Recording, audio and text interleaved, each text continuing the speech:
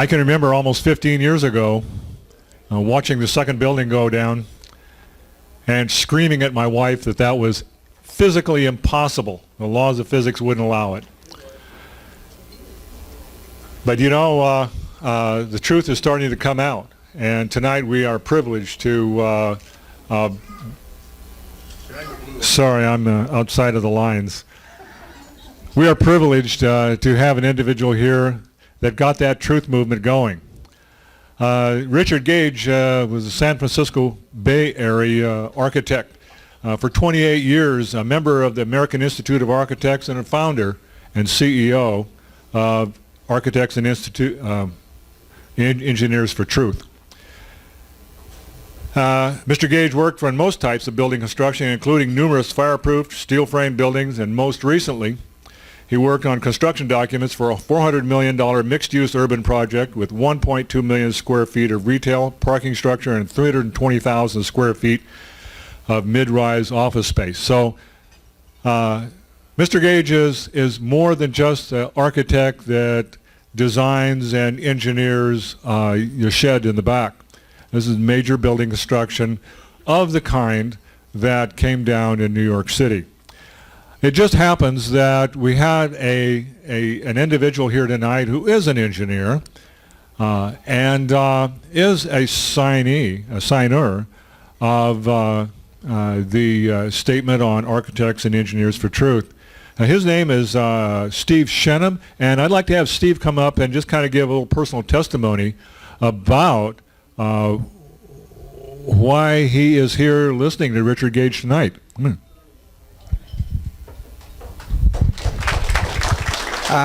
Thanks, Jim. My name is Steve Shenham. I'm an engineering professor at Gonzaga, and I'm a licensed professional engineer in the state of Washington. And I signed this petition several years back, maybe 5 years ago, maybe even longer. I saw some of Richard's work online, and I thought this is good stuff, and more engineers to wake up to this. I've tried to get some of my colleagues interested in it, and a lot of them have the same education as I do, or even more focused on structural things, but there's a cognitive dissonance about getting people that are very educated about this interested. I signed it because I know a lot about physics. I've taken a lot of physics courses and a lot of mathematics courses, and just watching a building turn into dust after getting hit by an airplane just doesn't make sense to me, especially a third building that didn't get hit by anything. That turned into dust too. So there's no history of this ever happening. In a building. Buildings have been hit by airplanes many times in the past, but there's no history of this ever happening. And I would like to. So that's why I signed the petition, because I would like to see a more thorough investigation. I would like to know what really happened, because I don't. So anyway, that's all I have to say. Thank you, Steve. So you see that Richard is definitely a professional. He is willing to stick his neck out to speak the truth that few are willing to take. He is concerned about this destruction, about the World Trade Center. His interest was sparked when he heard Dr. Griffin being interviewed in an eye-opening interview in 2006 on KFPA's Guns and Butter radio program in Berkeley, California. That changed his life, and he turned a corner and he's never looked back since. So inspiring him to found this organization, Architects and Engineers for 9/11 Truth. A&E for 9/11 Truth now numbers over 2,300 architects and engineers and 20,000 others like myself.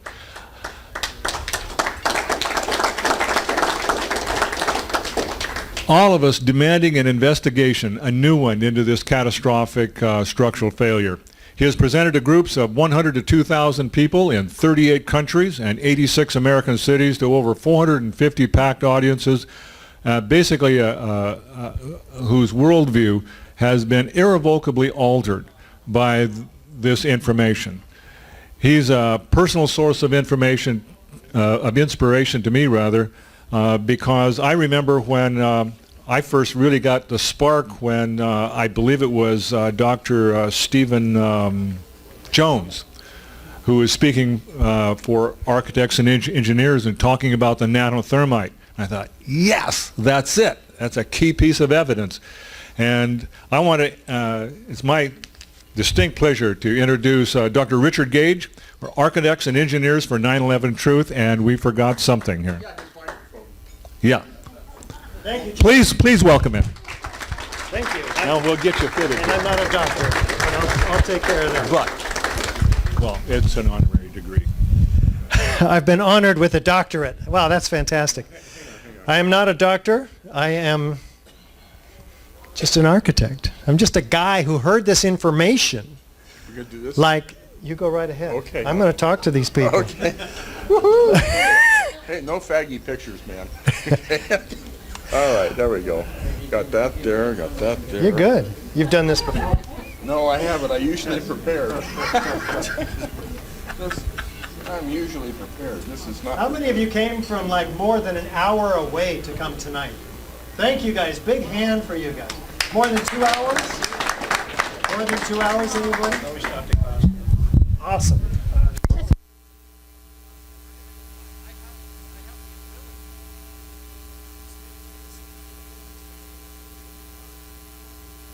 Because I spend more time now in the area, up in northern Idaho. So I'm going to be able to just be in the face of who I need to be in the face of in eastern Washington and northern Idaho. And no more so than with this latest film that we made, Firefighters, Architects, Engineers Expose 9/11 Myths. Eric Lawyer and myself, he's the founder of Firefighters for 9/11 Truth and Unity. Eric has assembled 200 firefighters with a statement of support. Can you put up that slide, that initial splash screen slide? And he and I, about 5 years ago, had the opportunity to put his material for the first time ever. This is a historic presentation, which we finally got edited very recently. So we're in the middle of a 50-city tour showing the short version of this film tonight to you.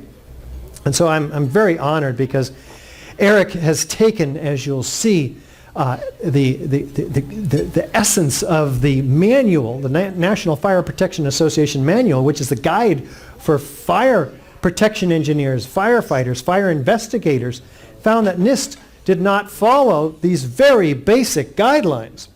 So he rips it apart, 20 different myths that we're going to go through, some of which the government has put out, some of which NIST has put out, some of which our media has put out, and some of which we just talk about amongst ourselves, myths that the government doesn't even agree with, but they're somehow commonly held myths.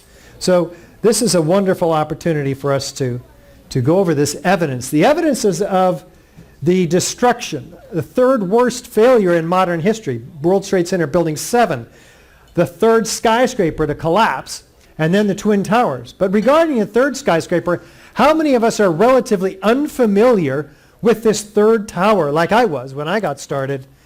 Most architects and engineers don't even know about this third tower. Raise your hand real high if you're relatively unfamiliar. I can't see it unless it's really high. Really high. 1, 2, 3, 4, 5, 6, 7, 8, 9, 10, 11, 12, 13, 14, 15, 16. 16. And that's incredible. How many of you, by the way, are architects and engineers tonight? 1, 2, 3, 4, 5. Sort of.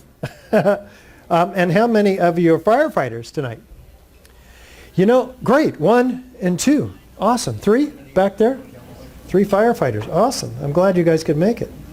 I'm really interested in your feedback particularly. Yeah. I'm also a former You're a plumber? former United States Special Forces explosive expert. Former United States Special Forces explosives expert, Mr. Dan Fairchild. Awesome. We'll be looking for feedback from you too, Dan. Don't be blowing nothing up tonight. I won't. Okay, great. Now, I like everybody here. good. There's a whole bunch of people in Washington, D.C. Oh, okay. Well, we don't. Careful, it's not on tape. So NIST, speaking of blowing things up, NIST, the National Institute of Standards and Technology, was tasked with explaining these 3 skyscraper collapses to the American people. They said they found no evidence for explosives or residue of explosives. Later they acknowledged they never looked for it. How can you find what you're not looking for? This is absolutely incredible. And so yet 16% of Americans believe that the Twin Towers came down by explosives. Let's find out where we are in the room, because we probably have a broad cross-section of beliefs regarding the official story of 9/11. I'll ask you 3 questions, and I'm going to ask everybody to answer. Everybody tends to fall into one of these 3 categories. First, the official story that we believe, like I did 8 years ago, 10 years ago now.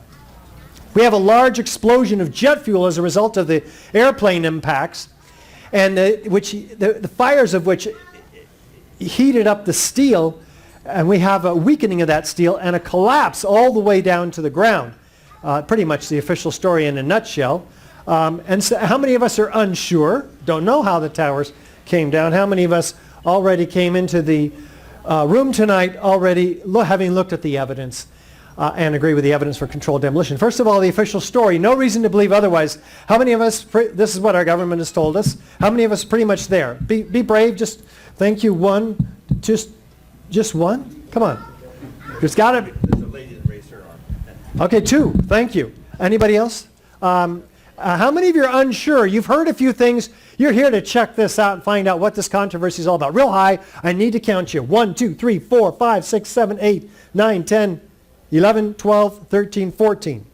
All right, 14 unsure, and 2 and 14. And how many of you have already looked at the evidence for controlled demolition and found, oh my God. Why didn't you guys bring your friends? You don't have any friends. You've been where I've been. I know what you mean. I have lost a few friends. In fact, I've lost a few family members that won't talk to me. But besides that, I've gained a lot of new friends. And we're going to give you some information tonight, particularly with the DVDs and other information, which we'll talk about after the film, in the back. In fact, Cecily, would you stand up and say hi? She's got all the information back there. On your way out, make sure you guys pick up a DVD, because you're going to want to show this to everybody. We have a special, a $5 special, because we have an overstock of this particular DVD, which has a lot of this information in 10 minutes, 30 minutes, and 60 minutes, depending on the attention span of the person you're working with. Must be for millennials. So, all on one DVD. That's called 9/11 Blueprint for Truth. That's my original talk on this subject. We also have tonight's film in the 90-minute version. But guess what? We have 2 of those left, because they bought them all in Seattle and Portland. We're going to get more, though. Oh, Cecily, that one box that I couldn't open because I didn't have a knife, I think that one has more of tonight's film in it. Who has a knife? I do. Help Cecily out. Yes, 6 guys raise, all the guys. Who has a gun? No, don't. We don't need to go there. Richard, maybe you could cut it with your sharp wit. Yo, that is too much. Okay, so after the film, I'm going to invite you to sign up on our email list if you haven't already, if you're not getting emails from the Tea Party. All right, any quick questions before we start on the 58-minute version of the 90-minute film featuring Eric Lawyer and myself? As, for instance, what happened to my hair? You're going to see in the film I have more hair. I've cut it off, and everything's good. I think we're ready to start. Okay. Thanks, everybody, for coming. I hope you enjoy the film.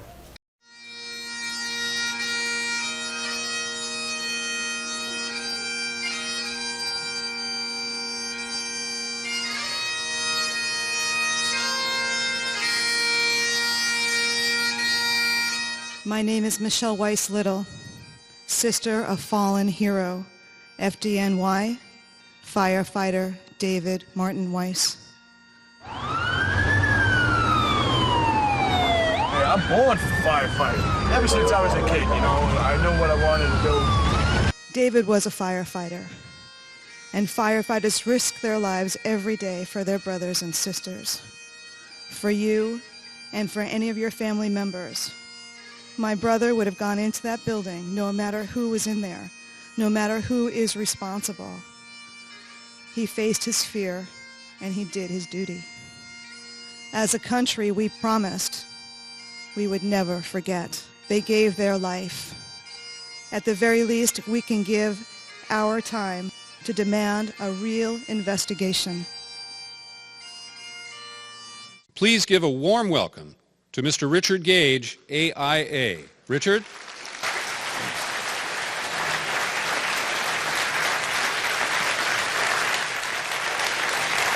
Thank you. Thank you so much. It's now an equal honor to introduce our featured speaker, Eric Lawyer, Firefighters for 9/11 Truth. Thank you. Thank you. Thank you. Thank you.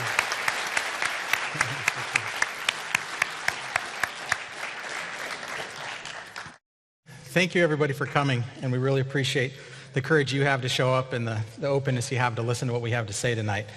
And I'm just going to start by telling a little bit about my story and how I came to change my views on this completely.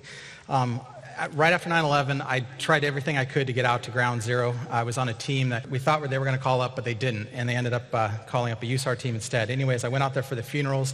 I helped support however I could. This was there about a month and a half after Ground Zero. And so I was very emotionally attached to it. When anyone would talk about it, I couldn't listen. I just didn't want to hear it. I didn't want to consider it. And my lieutenant for years had told me that it looked like, something didn't add up. And I just told him he was crazy. He should leave the country. I'm very patriotic, and I just thought, if you believe that anyone could be responsible for this, you shouldn't be here. It was a friend of mine from the military that actually opened my eyes to something else. And one thing led to another, and I kept looking. 9/11 kept coming up. And because it wasn't being shoved down my throat, I decided to look into it a little bit more. And when I did, I knew there was a lot of conspiracy theories out there and a lot of crazy conspiracy theories, and I decided to do my own research. And so I went to the Zacharias Moussaoui exhibit trials. This is the U.S. government's evidence on 9/11, basically. And I wanted to see what they had. I was kind of shocked. I wanted to know, how did they identify the terrorists so quickly?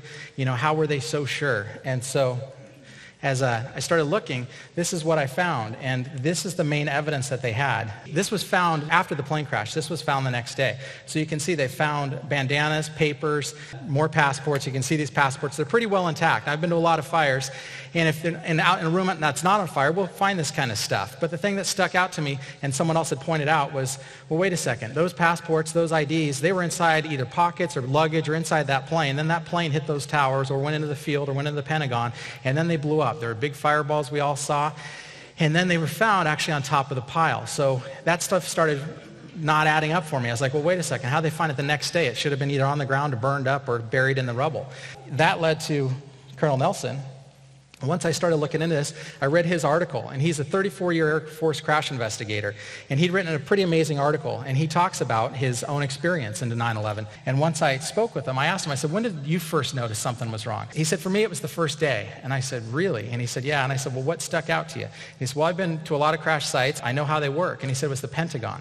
And he said, when I looked at the Pentagon, and here's some pictures of it, he said, what I saw the first day was people picking up debris, and they were removing it as quickly as possible. He said, every crash I've ever been to, it's the MP's job to secure that area, flag it, tag it, take pictures. Nobody touches anything until after the investigators are there. Well, they were cleaning it up before any investigation. He said by day 3, he knew something was wrong. And by day 3 is when he said they identified the terrorists, and it was the IDs. He said, there's no way. He said, find those 19 terrorists. It would have taken weeks to months to find that kind of evidence, to sort through it, to go through it. And he said, they recreated the aircraft crash. He said it was impossible. So that really made me start thinking more. And the more I looked into it, the 9/11 Commission themselves, I found out, they doubt their own investigation. And so many people in America believe the 9/11 Commission. That's the people who believe the official story, they still swear by it. Well, I found out the investigators themselves don't. So there are all kinds of reasons. We thought we were set up to fail. We got started late. We had a very short time frame. Indeed, we had to get it extended. We did not have enough money. They were afraid we were going to hang somebody, that we would point the finger. Lee and I write in our book that we think the commission in many ways was set up to fail because we had not enough money, we didn't have enough time, we'd been appointed by the most partisan people in Washington. So then you go to their own website. They talk here about how much they spent, the 9/11 Commission budget. It started out at $3 million. Congress then gave them an additional $11 million, and the total commission was $15 million. Now, to put that in perspective, you can see that the Columbia Space Shuttle investigation was $175 million. The Challenger investigation was $100. Monica Lewinsky was $30. 9/11 was the greatest crime in U.S. history, and we had the least amount of money going into this investigation, and we still believe that investigation. But then I went to the FBI, and I said, well, they're the lead investigators. What do they say about it? Found out he is on the most wanted list, but what's shocking is he's not on the most wanted list for 9/11. They've been asked about that, and they've said that they don't have enough evidence to accuse him. So this is on the FBI's most wanted list. Murder of U.S. nationals outside the United States, conspiracy to murder U.S. nationals outside the United States, attack on a federal facility resulting in death. He's also wanted connection with the August 7th, 98 bombings of United States embassies in Dar es Salaam, Tanzania, and Nairobi, Kenya. They never mention 9/11. They never mention the United States. The FBI doesn't have enough evidence. The 9/11 Commission doesn't believe in their own investigation. We should be looking at this, and we should be holding them accountable. And the 9/11 Commission themselves, some of the commissioners have said, it's a national scandal, and we need a real investigation. Thank you. The NFPA, this is what I first looked into when I started investigating it. And the NFPA is that it's the National Fire Protection Association, and they set the standards for the fire service. They're not laws, they're not mandates that we have to follow, but they're guidelines. And as an example, it's staffing. If you don't follow certain rules going into a fire, you better have a good reason why the city's not doing it, because if someone gets hurt, they're going to get sued because they're not following the national standards. So the same thing happens with fire and explosion investigations. And this is the NFPA 921. This was approved as the national standard on February 9th, 2001. Now, there's no manual for when a plane flies into a building. They don't have to follow this exactly. What it was created for was for smaller cities that don't have their own investigation units. In this way, they could come in and they could see what are the basics that we should follow. And I've talked to some senior investigators in our department and actually across the country, and they've said they don't have to follow these exactly, but what they typically do is they go way beyond these. So we're going to be looking at the absolute basics. This is like 101. And so once you see what the basics call for, you're going to be surprised. Myth. Normal evidence procedures were followed. All right, well, we go back to the manual. 9.3.6.1, spoliation of evidence. Spoliation of evidence refers to the loss, destruction, or material alteration of an object or a document that is evidence or potential evidence in a legal proceeding by anyone who has responsibility for its preservation. It may occur when the movement, change, or destruction of evidence or the alteration of the scene significantly impairs the opportunity of other interested parties to obtain the same evidentiary value from the evidence as did prior investigators. Maintenance of evidence. After 9/11, there was a rescue and recovery operation going on. Whenever human life's there, we can break all the rules. We still do destroy the building before the investigators get there in what's called overhaul. And what that means is we have to search the ceilings and walls, we have to pull them apart to make sure there's no fire in those. And so we are destroying the point of origin a lot of times by doing that. So any destructive testing or destructive examination of the evidence may be necessary should occur only all reasonably known parties have been notified in advance and given the opportunity to participate in or observe the testing. So obviously NIST had an interest. They were an interested party since they were the lead investigators on the building collapse. So the evidence should have been preserved. And what we find out, and NIST themselves admits they had no physical evidence to do the investigation on World Trade Center 7. There's one fire chief in particular from New York. I've talked to him about it. He's actually written a book about this. And he said, I've heard this excuse a lot of times, and a lot of guys will just say, they'll shake their head and they'll just say, well, it's incompetence. You know, it was so much confusion, we didn't know what was going on. Well, we're talking about, this was days after they started removing it, but this went on for months. You can't just make a 47-story building disappear. We protect the point of origin in a house fire. We remove the debris. We put it in a pile sometimes so the investigator can go through it. We tell the investigator where it is. We don't lose it like that. 47-story building is a lot harder to lose. I mean, sometimes we do on a house fire, we'll cover things up and not remember where we put it, but a 47-story building, it can't happen. So Bill Manning was one of the editors for Fire Engineering magazine. He said, fire engineering has good reason to believe that the official investigation blessed by FEMA and run by the American Society of Civil Engineers is a half-baked farce that may have already been commandeered by political forces whose primary interests, to put mildly, lie far afield of full disclosure. And this is a good point. I think all firefighters can connect with this. Did they throw away the locked doors from the Triangle Shirtwaist fire? Did they throw away the gas cans used at the Happy Land Social Club fire? Did they cast aside the pressure regulating valves at the Meridian Plaza fire? Of course not. But essentially that's what they're doing at the World Trade Center. To treat the September 11th incident any differently would be the height of stupidity and ignorance. This is still Bill Manning. And this was a call to action. And unfortunately, I didn't listen to it back then, and I'm listening to it now. And now is when I'm standing up to do something. The destruction and removal of evidence must stop immediately. The federal government must scrap the current setup and commission a fully resourced blue ribbon panel. And remember, this was written right after 9/11. A blue ribbon panel to conduct a clean and thorough investigation of the fire and collapse, leaving no stones unturned. Firefighters, this is your call to action. Visit World Trade Center investigation, a call to action. Then contact your representatives in Congress and officials in Washington and help us correct this problem immediately. Well, I didn't listen back then, but I founded Firefighters for 9/11 Truth for this reason, to come to the truth here. And what I'm putting out a call to action to firefighters again. I didn't listen then, but I'm hoping more will listen now. We need more firefighters to join our organization. What's going to change this is an overwhelming force of firefighters, because they had the biggest loss of life percentage-wise of any other group. If the FDNY and other firefighters start speaking out about this, this is going to explode, and it's going to open a lot of people's eyes to what really happened. So we'll continue with this now, the destruction of evidence. I just want you to see what happened, what these professionals talk about. We pressed early on for a full-scale investigation, and of course one of the issues was, while we were doing that, the evidence from the buildings was being destroyed as we were talking about it. And we were advocating early on back then that the process of removing the steel, certainly that wasn't an issue of getting it off the site. But once it was off the site, because this is of course part of a rescue and recovery operation, once it was off the site, there was no real need for speed, basically, to get this steel just, cut up into small pieces and shipped overseas for scrap. The structural steel that would have been key to figuring out what happened to these buildings, what happened to that?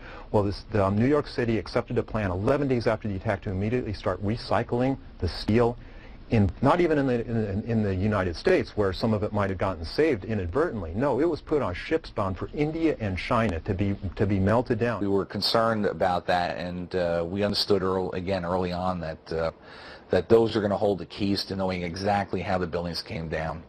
And unfortunately, we were not successful in getting the elected officials and the powers that be to do that. When it was all said and done, we only had a relatively very, very small portion of the steel from those buildings. There's about 250 pieces of structural steel that we know of saved for analysis, but out of some 200,000 tons.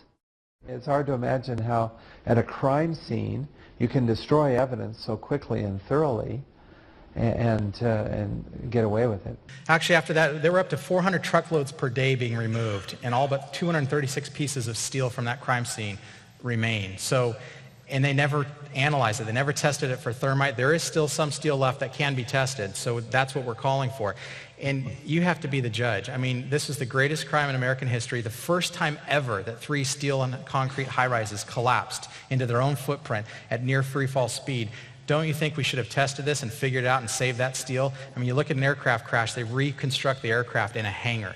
This was even greater loss of life and engineering disaster that's ever been seen. So you be the judge. Why did they destroy this evidence? Mayor Bloomberg from New York said, just looking at a piece of steel doesn't generally tell you anything, in his response to these questions. Myth. Fire is the obvious cause of the high-rise collapses. Is that true?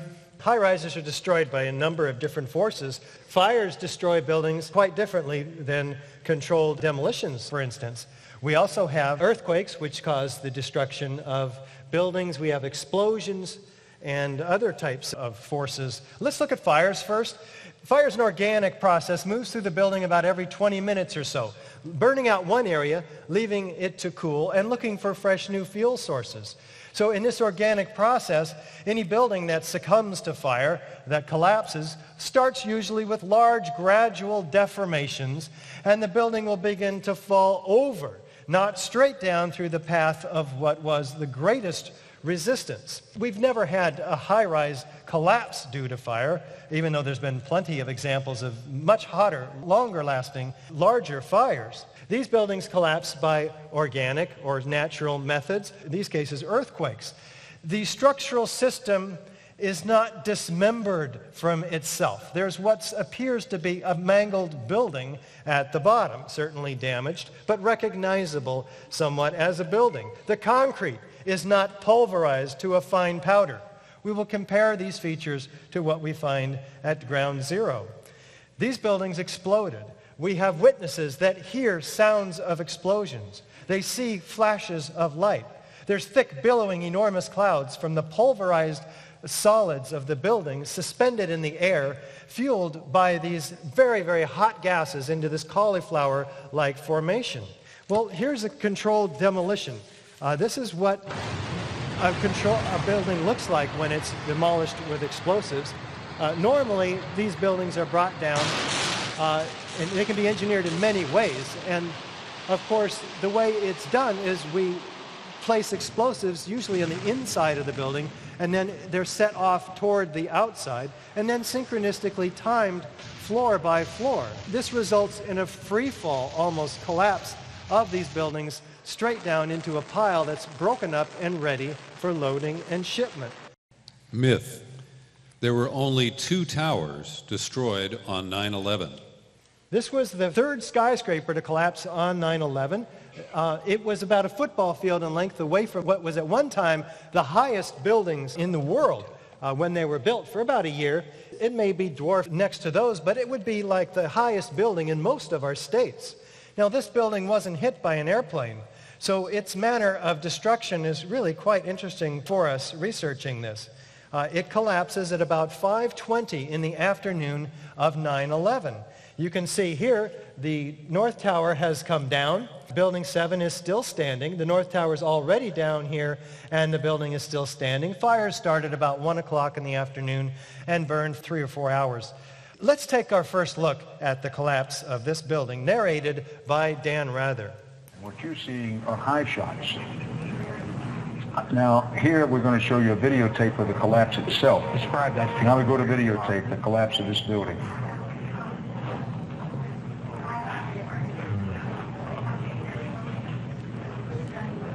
It's amazing. Amazing, incredible picture word. For the third time today, it's reminiscent of those pictures we've all seen too much on television before, when a building was deliberately destroyed by well-placed dynamite to knock it down. Dan never repeats these words again after 9/11. He's using his intuition to describe what he's seeing, which is what we should all be doing. In fact, most of us have never seen this building on mainstream television, even though it was the third worst structural failure in modern history. Let's take one more look.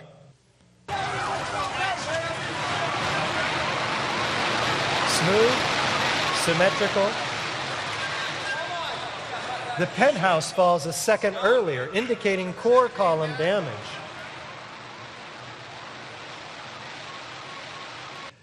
Well, I'm not quite convinced yet. Let's put a known controlled demolition on the right and building 7 on the left. Is there any similarities?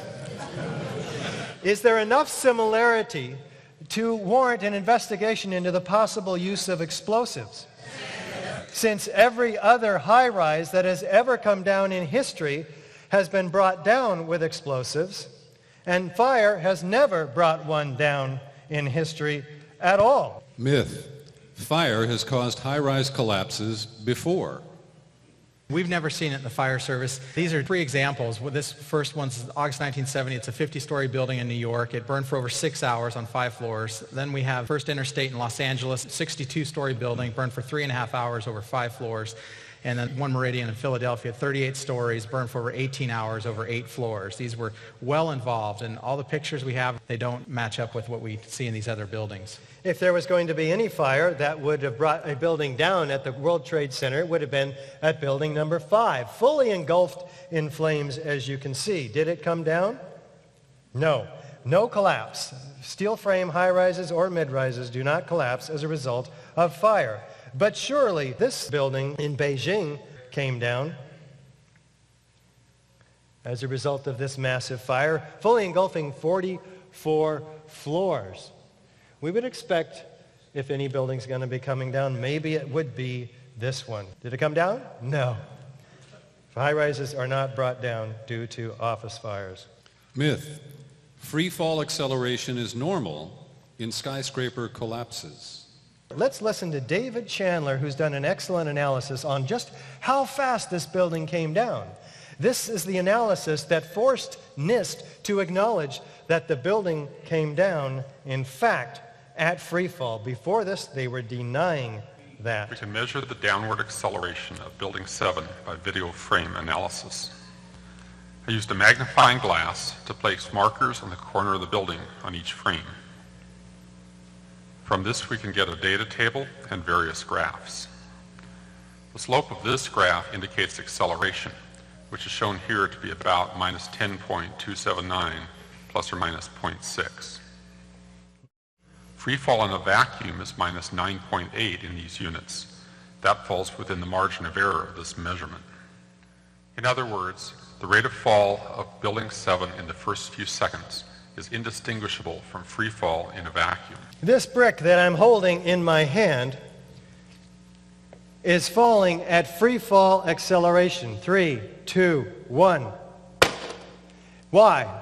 Because there's no resistance underneath it. We can see the building gaining downward momentum with each second, increasing distance. There's no resistance from the columns to the force of gravity. What happened to the 40,000 tons of structural steel in this building? Myth. World Trade Center Building 7 had structural damage and was expected to collapse. And the fire service, our life depends on being able to look at a building and tell if it's going to collapse. We can't always tell. We have to make that judgment call. Buildings like this is World Trade Center 3. If I looked at that, there's no way I'm going into it. That actually, the first picture was when it was hit by the first tower. This is after it's hit by the second tower. No way you're going into it. That looks like it could collapse. The next one's World Trade Center 4, another, that's obvious damage that I'm not going to be going into that building.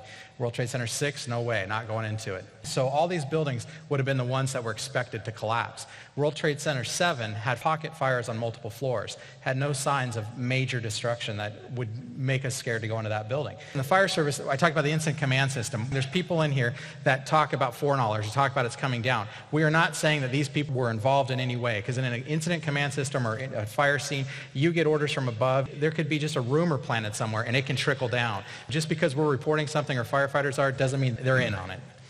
Listen for the explosion at the beginning of this video, the mysterious construction worker turning his head around and saying, "Did you hear that? Keep your eye on that building. It's coming down." You hear that? Keep your eye on that building. It'll be coming down. Building is about to blow up. Move it back. All right, guys? Sorry. We are looking back. There's a building about to blow up. On flame. Debris coming down. Lots of confusion out on the street about this building and what it's about to do. How do they know it's about to blow up? There's a few scattered fires in there. Kevin McPadden and others were moved back 6 blocks behind Building 7. He's a first responder, an Air Force medic. Let's listen to what he hears from the radio held by the Red Cross worker. At the last few seconds, he took his hand off, and you heard 3, 2, 1. Do fires bring buildings down to countdowns? Myth. The government looked for evidence of explosives. One of the things I looked at when I first looked into this was, what do the officials say about it? What are the reports? And so I went to the questions and answers about the World Trade Center 7 collapse from NIST. This is NIST's final report. Is it possible that thermite or thermate contributed to the collapse of World Trade Center 7? And we'll get in later what that is. NIST has looked at the application and use of thermite to determine its use to sever columns on 9/11 was unlikely. It is unlikely that 100 pounds of thermite or more could have been carried into World Trade Center 7 and placed around columns without being detected. So they're basically saying because it's hard to do, it's unlikely, because it would be difficult, we shouldn't test for it. They also say, did investigators consider the possibility that an explosion caused or contributed to the collapse of World Trade Center 7?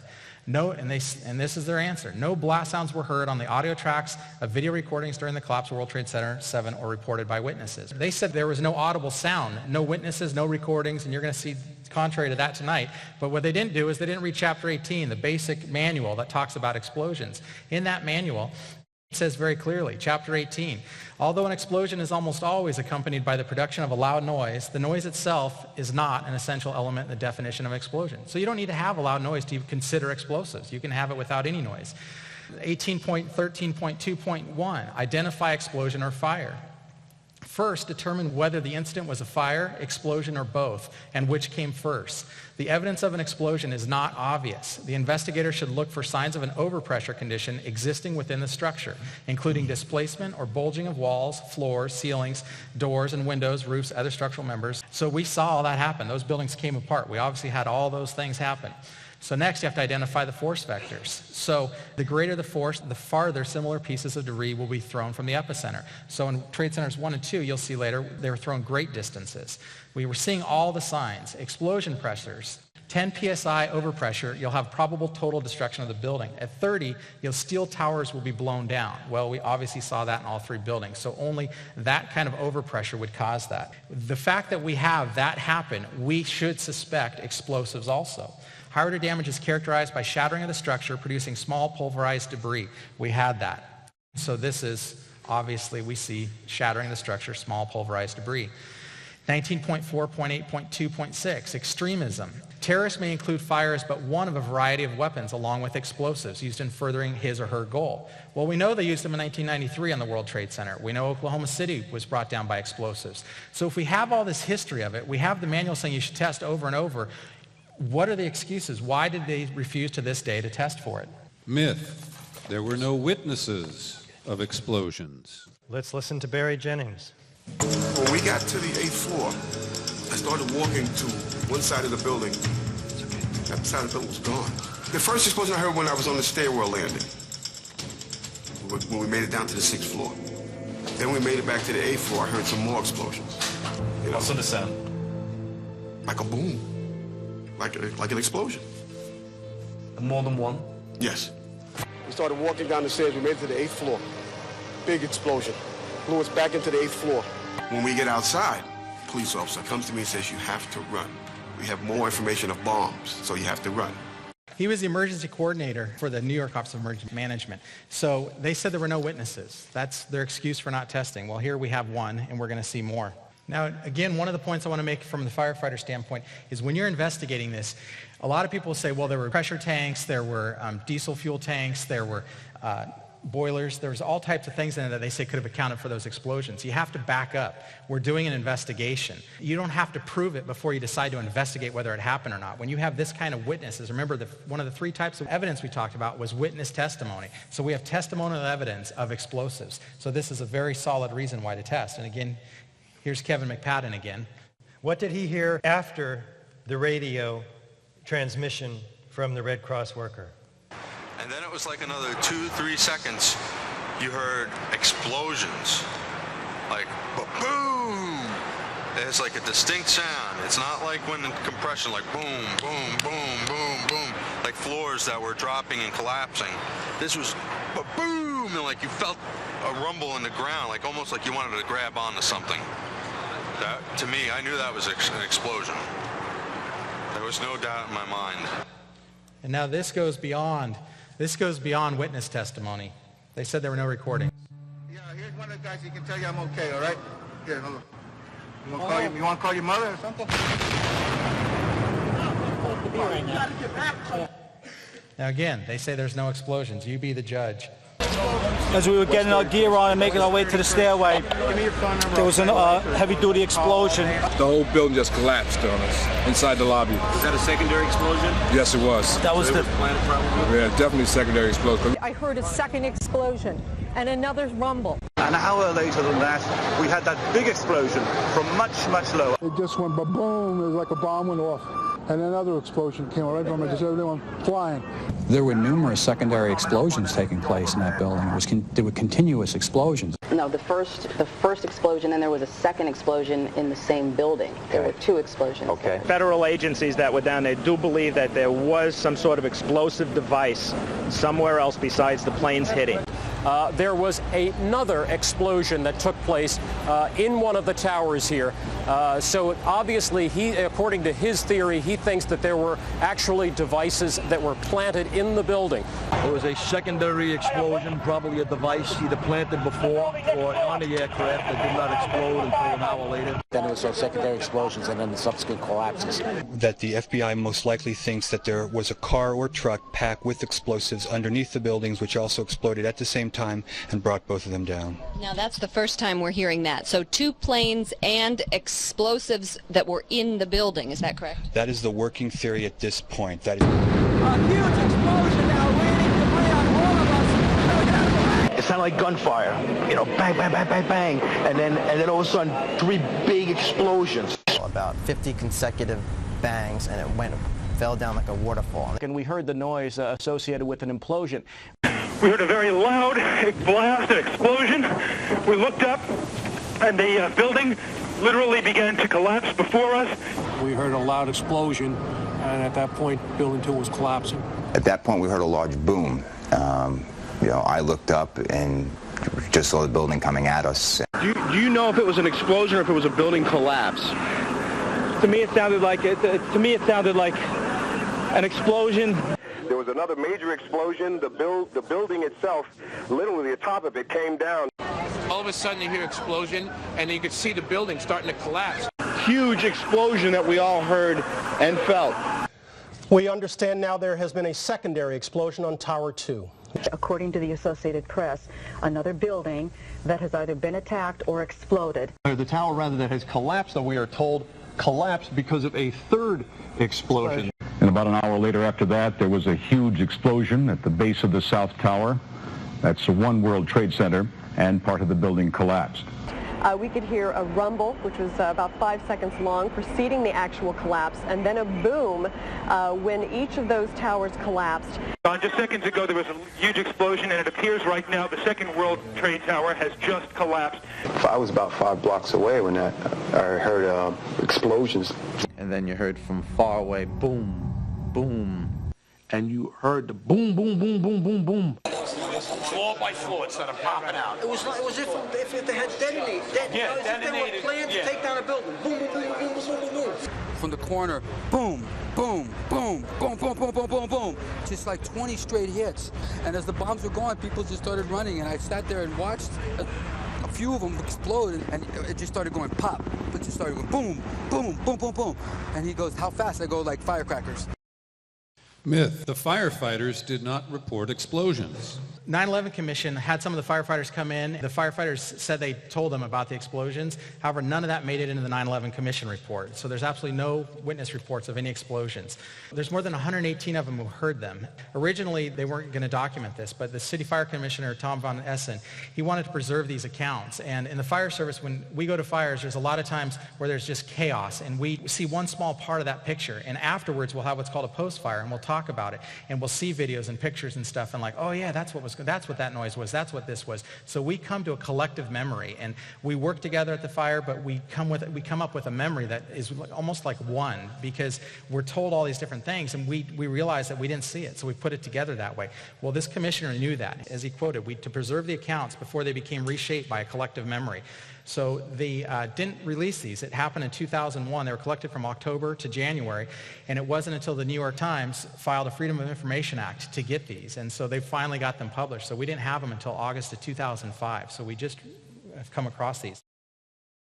Myth. Jet-fueled fireballs shot down the elevator shaft and blew out the lobby windows. NFPA 18.12.2, high explosives.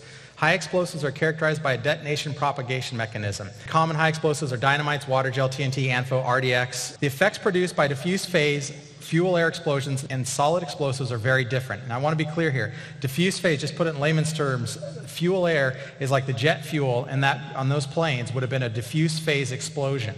it wouldn't have been a high explosive. In a diffuse phase explosion, structural damage will tend to be uniform and omnidirectional, and there would be relatively widespread evidence of burning, scorching, and blistering. Now, any firefighter who's seen an explosion or a flashover, the after effects of that, we always see scorching, we see burning, you'll see soot on the roof, on the ceiling, on the walls, everything's basically burned in that room. In contrast, the rate of combustion of a solid explosive, which thermite or any of these other chemicals would have been, is extremely fast in comparison to the speed of sound. Therefore, pressure does not equalize through the explosion volume, and extremely high pressures are generated near the explosive.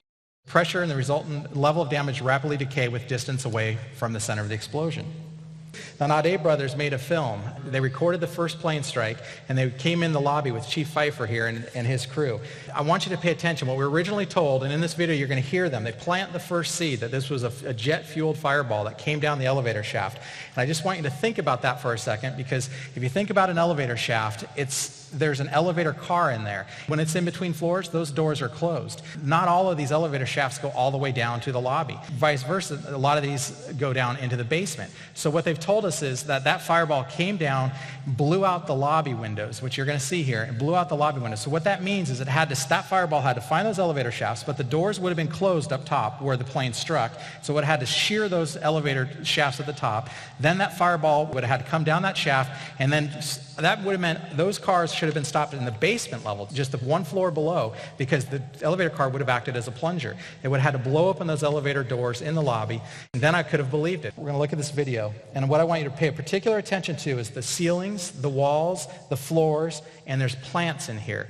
Any fire I've been into that's consumed the entire, where you have a fireball come, well, we don't get fireballs, but when you have that type of thing happen, you're going to see some wilting of the plants, or probably they won't even be there anymore.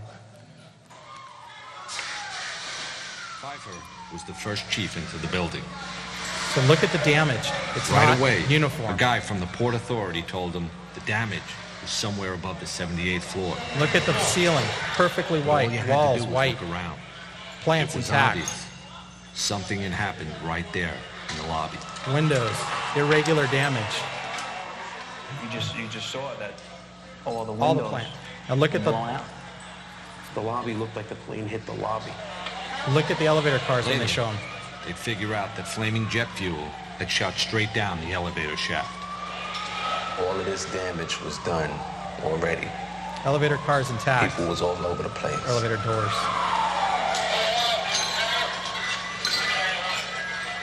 So you knew it was going to be worse. Myth. There was no reason to test for explosives. Now again, this is from the NIST final report. We already talked about that. It's unlikely there was 100 pounds of thermite could be carried in there. Well, 18.15 in the NFPA 921 says that you should analyze the fuel source. And all available fuel sources should be considered and eliminated until one fuel can be identified as meeting all of the physical damage criteria. So if you have pulverized concrete, you need to consider fuels other than gas. Exotic accelerants, 19.2.4. Exotic accelerants. Thermite mixtures produce exceedingly hot fires. Such accelerants generally leave residues that may be visually or chemically identifiable. So indicators of exotic accelerants include an exceedingly rapid rate of fire growth, which would be expected from a jet-fueled fireball. Brilliant flares, again expected, but the one thing that's not expected is melted steel or concrete, and we're going to show you some of that. And melted steel or concrete, I've never seen it, I've never even heard of it at a fire scene. Myth. Jet fuel and office fires explain the evidence found at Ground Zero. Do they? Jet fuel and office fires burn about 14, 16, maybe 1800 degrees Fahrenheit. Who's heard saying this? As if 21 days after the attack, the fires were still burning and molten steel was still running. None other than Leslie Robertson, the structural engineer responsible for the design of the World Trade Center, and his associate, Richard Garlock, who is quoted as saying, debris past the columns was red hot, molten, running.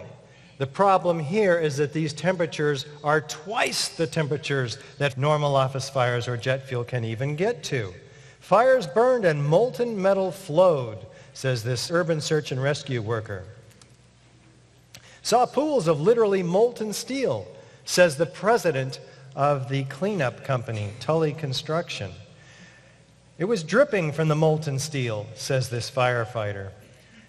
And this molten metal pouring out of the south tower minutes before its collapse. NIST tells us that this is molten aluminum from the jet plane. But we know that molten aluminum in daylight conditions looks silvery, not bright orange and yellow. Molten steel beams to human remains. I saw melting of girders in the World Trade Center, says this structural engineer from UC Berkeley. He documents the melting of girders. Office fires and jet fuel don't do this. Nor do they do this. From the 2 or 3 pieces of steel that were saved from World Trade Center 7 and the Twin Towers, they're documented as having intergranular melting, rapid oxidation, sulfidation, sulfur forming on this hot corrosion attack on the steel, turning solid steel girders into Swiss cheese. And what happens after they pull this molten metal up from deep beneath the pile? One of the more unusual artifacts to emerge from the rubble is this rock-like object that has come to be known as the meteorite. It's this fused element of steel, molten steel and concrete and all of these things all fused by the heat. And architects, engineers, people who work with steel, welders have just never seen the level of destruction and the level of deformation of this material in our lives. Well, what is the problem here? We have the hottest office fires that are said to be in the Twin Towers, about 1,200 degrees Fahrenheit. NIST claims actually 1,800 degrees. Structural steel doesn't even melt till 2,700 degrees. What could be capable of creating those temperatures? We'll be looking at a likely suspect called thermite, an incendiary that creates molten iron at over 4,500 degrees. Before we get there, though, let's listen to John Gross, lead investigator for the official story from NIST, and what is his perspective on all of this molten metal? First of all, let's go back to your basic premise that there was a pool of molten steel. I know of absolutely nobody, and no eyewitness who said so, nobody who's produced it. You'd get down below and you'd see molten steel running down the channel rails. Like you're in a foundry. Yeah, like lava. Like it was like lava lava from a volcano. Actually melted beams where it was molten steel that was being dug out. Underground, it was still so hot that molten metal dripped down the sides of a wall. And the cleanup was very difficult in the beginning. Steel was coming out red in certain areas from the first couple of weeks. This fused element of steel, molten steel. And they pulled off a big block of concrete, and there was like a little river of steel flowing. What's going on here? Somebody is lying. Well, I'll leave it up to you to make your official determination, but if we're it, those proponents of the official story, why would they be doing this? Because they can't possibly account for the temperatures, the extremely hot temperatures associated with this phenomenon. Myth. Thermite doesn't cut steel. Well, what is thermite anyway? Could it be responsible for all of this molten metal? An incendiary used by the military, thermite is a compound of iron oxide and aluminum, which when ignited sustains an extreme heat reaction, creating molten iron. In just 2 seconds, thermite can reach temperatures over 4,500 degrees Fahrenheit, quite enough to liquefy steel. We know that open-air fires cannot burn hot enough to melt steel, but metal had melted at the base of the towers. Appendix C of the FEMA report describes sulfur residues on the World Trade Center steel. The New York Times called this the deepest mystery of all. Sulfur slightly lowers the melting point of iron, and iron oxide and iron sulfide had formed on the surface of the structural steel. Sulfur used with thermite is called thermate, producing even faster results. Shyam Sunder says, well, you'd need 100 pounds of thermite in the frequently asked questions. Well, we'll find out if that's true or not. This particular invention allows thermite to be packed into a cutter charge This is patented in 1999, ejecting molten iron, the byproduct of thermite, through the structural steel in just milliseconds. But is there any evidence of thermite in the World Trade Center dust? This dust is actually pulverized concrete, 100-micron particles, most of them, scattered throughout lower Manhattan, laid like a blanket, 4 to 12 inches thick. What do official sources find in all of this dust? Billions of small, previously molten iron microspheres, the diameter of a human hair. They're so characteristic that they say it's not World Trade Center dust unless it has these small iron microspheres. They do analysis on it. They find that they are predominantly molten iron. Where did the molten iron come from? It doesn't have the alloys of structural steel, so it's not melted steel. Where could it have come from? So as molten iron is sprayed into the air from the thermite reaction, it forms into a sphere roughly due to surface tension, and those solidify in the air. And so all that information is preserved in the dust. And we then look at the dust and are learning a great deal about what happened. Fascinating. These small chips, red on one side, gray on the other. They're about 1/16 of an inch long, the largest ones. They're in every sampling, hundreds of them in each sampling. Why do they come up to the magnet? Because of the iron content. He does an analysis on them. Sure enough, confirms that it's very similar to thermite. So he takes a chip, slices it open, zooms in 50,000 times. What does he see? Extremely small particles of iron oxide powder and aluminum, 1,000 times smaller than the human hair. These are at the nano scale. They have no business being that small. They're highly engineered components, perfectly uniform. 40 nanometer crystalline rhomboidal shaped iron oxide particles and wafers of aluminum powder, 40 nanometers by 400 nanometers. These are in the perfect proportion to each other to make up thermite, and they're set in an organic bed of carbon. This provides the gas that makes for the explosive work. Extremely small particles have an incredible surface area, so the chemical reaction occurs almost instantaneously. He puts it in a heater, basically, a differential scanning calorimeter, and they blow up at 420 degrees centigrade, just like the literature that's been produced on this substance. He compares the spheres that are produced from that ignition, and they match the chemicals of the spheres found in the World Trade Center dust. Fascinating. This stuff is not made in a cave in Afghanistan. It is made only in the most sophisticated Defense Department contracting laboratories. All of this work is documented very carefully in a 25-page peer-reviewed scientific paper from the Bentham Open Chemical Physics Journal. It is moving through scientific circles with quite a bit of controversy. Dr. Jones then concludes that these experiments through EDS, XRF, etc., identifying these various components, find that it's extremely compelling evidence that thermitic compounds were deliberately placed in both the World Trade Center, Twin Towers, and Building 7. Let's jump into the World Trade Center Twin Towers. Myth. The Twin Towers were not adequately designed. Even the official spokespersons for NIST say that the building did an admirable job resisting the impacts of these airliners, which they were designed, in fact, to do. There's 47 massive core columns in each tower, and these are almost solid steel at the base, thinning to 2-inch thick at mid-height and 1/4-inch thick at the top. The top is the lightest portion of the building. We have a tremendous perimeter exoskeleton structure, a Varandeel truss with 3 perpendiculars and 3 verticals welded together and then in turn bolted together. This is the tube surrounding the core structure. This is a structure within the structure.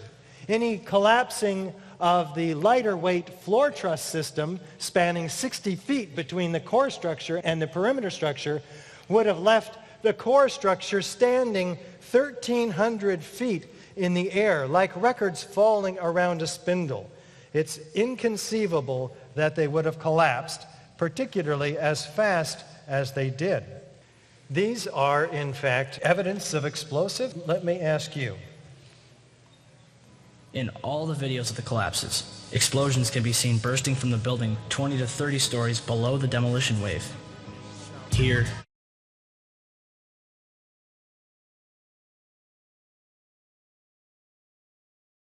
here,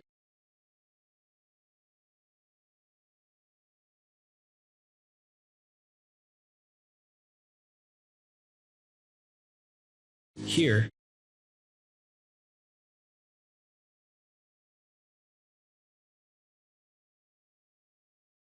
here,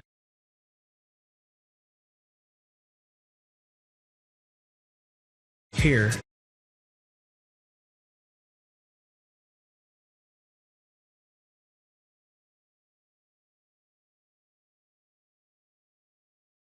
and here. Well, NIST, the National Institute for Standards and Technology, tells us that these are puffs of air being produced by that giant piston pushing air down through the elevator shafts. We'll look at that in a moment. But first of all, these are not puffs of air. These are pulverized building materials. You can see the solids. In addition, they are occurring at 160 to 200 feet per second. These are explosive speeds, not air pressure. Let's say this is the open office space, right? 60 feet wide. The elevator hoistway is behind us over here to my right. The air is going to come rushing down the elevator shaft through the doors somehow and then into this open space. It's going to equalize in pressure. And if it busts any windows out, it might bust them all. Not these highly focalized, pinpoint accurate, violent ejections that occur almost exactly at the midpoints of the facade. And they're occurring 20, 40, and even 60 stories down below this zone of destruction. Myth. This was a classic progressive collapse. Well, how can it be classic if it's never happened, in fact, before in history, though they use this term? Was it progressive? Well, what we have, instead of seemingly a gravitational collapse, is the equal distribution of this material outside the perimeter of each of these twin towers in a 12 to 1,400 foot radius. In fact, well beyond the boundaries of ground zero. Look at the nice, neat pile associated with World Trade Center 7. An implosion, a classic implosion. That's happened before in history. A classic explosive implosion versus the incredible explosive event driving 9-ton perimeter wall units laterally at 60 miles an hour, instant speed out of the sides of the Twin Towers, landing well over 600 feet away. Myth. There was a stack of pancaked floors at the bottom. Do you see any? I don't. There's a pile about 2 stories high of perimeter wall units, core columns, other debris. You know, there were over 110 floors in this building, each of them an acre in size. This is a massive building. This is the metal decking upon which the 4-inch thick reinforced concrete was placed. There's 220 acres of this material. It's missing. It's completely missing. And 10,000 floor trusses that supported this, as well as the concrete that we already talked about, 100-micron particle size scattered throughout lower Manhattan. We talked about the small metal filings that were found throughout all of that dust. Were those the missing floor deckings and floor trusses? Where are the pancakes? In a traditional pancaking collapse, we're looking for pancakes, not unlike something like this, probably 10, 20 stories high or even higher. Myth. The towers collapsed in a natural manner. In the south tower, it begins to tip, which we would expect. We would expect that angular momentum to continue. It's 22 degrees off of its axis. We have asymmetrical damage from the airplanes, asymmetrical damage from the fires, and now asymmetrical loading from this portion that's tipping, But watch what happens from below. Complete symmetry, like the firemen described, like bands of explosions wrapping all the way around the building. How is it even possible? Myth. The top block above the jet plane impacts drove the rest of the building down to the ground. Let's see if that's true. Here's the upper 15-story section that we were just talking about. What's going on? We have explosions up at the top of the building, up here, and then it begins to go down. Now, we're going to look at this once more, and what you're going to see is that the point of jet plane impacts, which is occurring right here, there's no movement from here down until now. That upper 15-story section has destroyed itself in the first 4 seconds. Let's take a close-up look. We start, we stop. Like the firemen described, bands of explosions wrapping all the way around like a belt, not only on the lower floors here, but on the upper floors too. Start, stop, start, stop, start. It makes no sense. But look from below, where we have a violent series of ejections. Look at these outward arching, horizontally directed streamers, almost like, again, the geometry of fireworks. Look down below. You'll see violent pinpoint ejections. And on this next run, I want you to look at the lower right corner of the destruction, where racing down the diagonal corner is a series of explosions racing almost as fast as the debris falling at free fall acceleration. This is about 2/3 of that acceleration. It makes no sense unless you look at the hypothesis of explosives. The physical evidence that you've seen, the science, and the real-time accounts make it apparent that our government lied to us about the building collapses. The 9/11 Commission reinforced these lies. FEMA and NIST justified them, and the corporate media repeated them and hammered them in. We were fooled. And now we have seen that explosives were used to destroy each of the 3 World Trade Center high-rises on 9/11. The need right now in America is for patriots to step forward and speak an unpopular truth that will, in fact, save your country.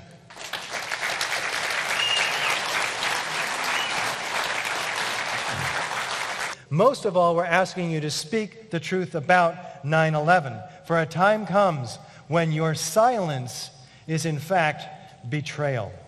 Thank you so very much. Thank you. Thank you. Thank you all for being here tonight. Can we have a big round of applause Thank for you. Eric Thank Lawyer you. and Richard Gage. Thank you very much. Thank you.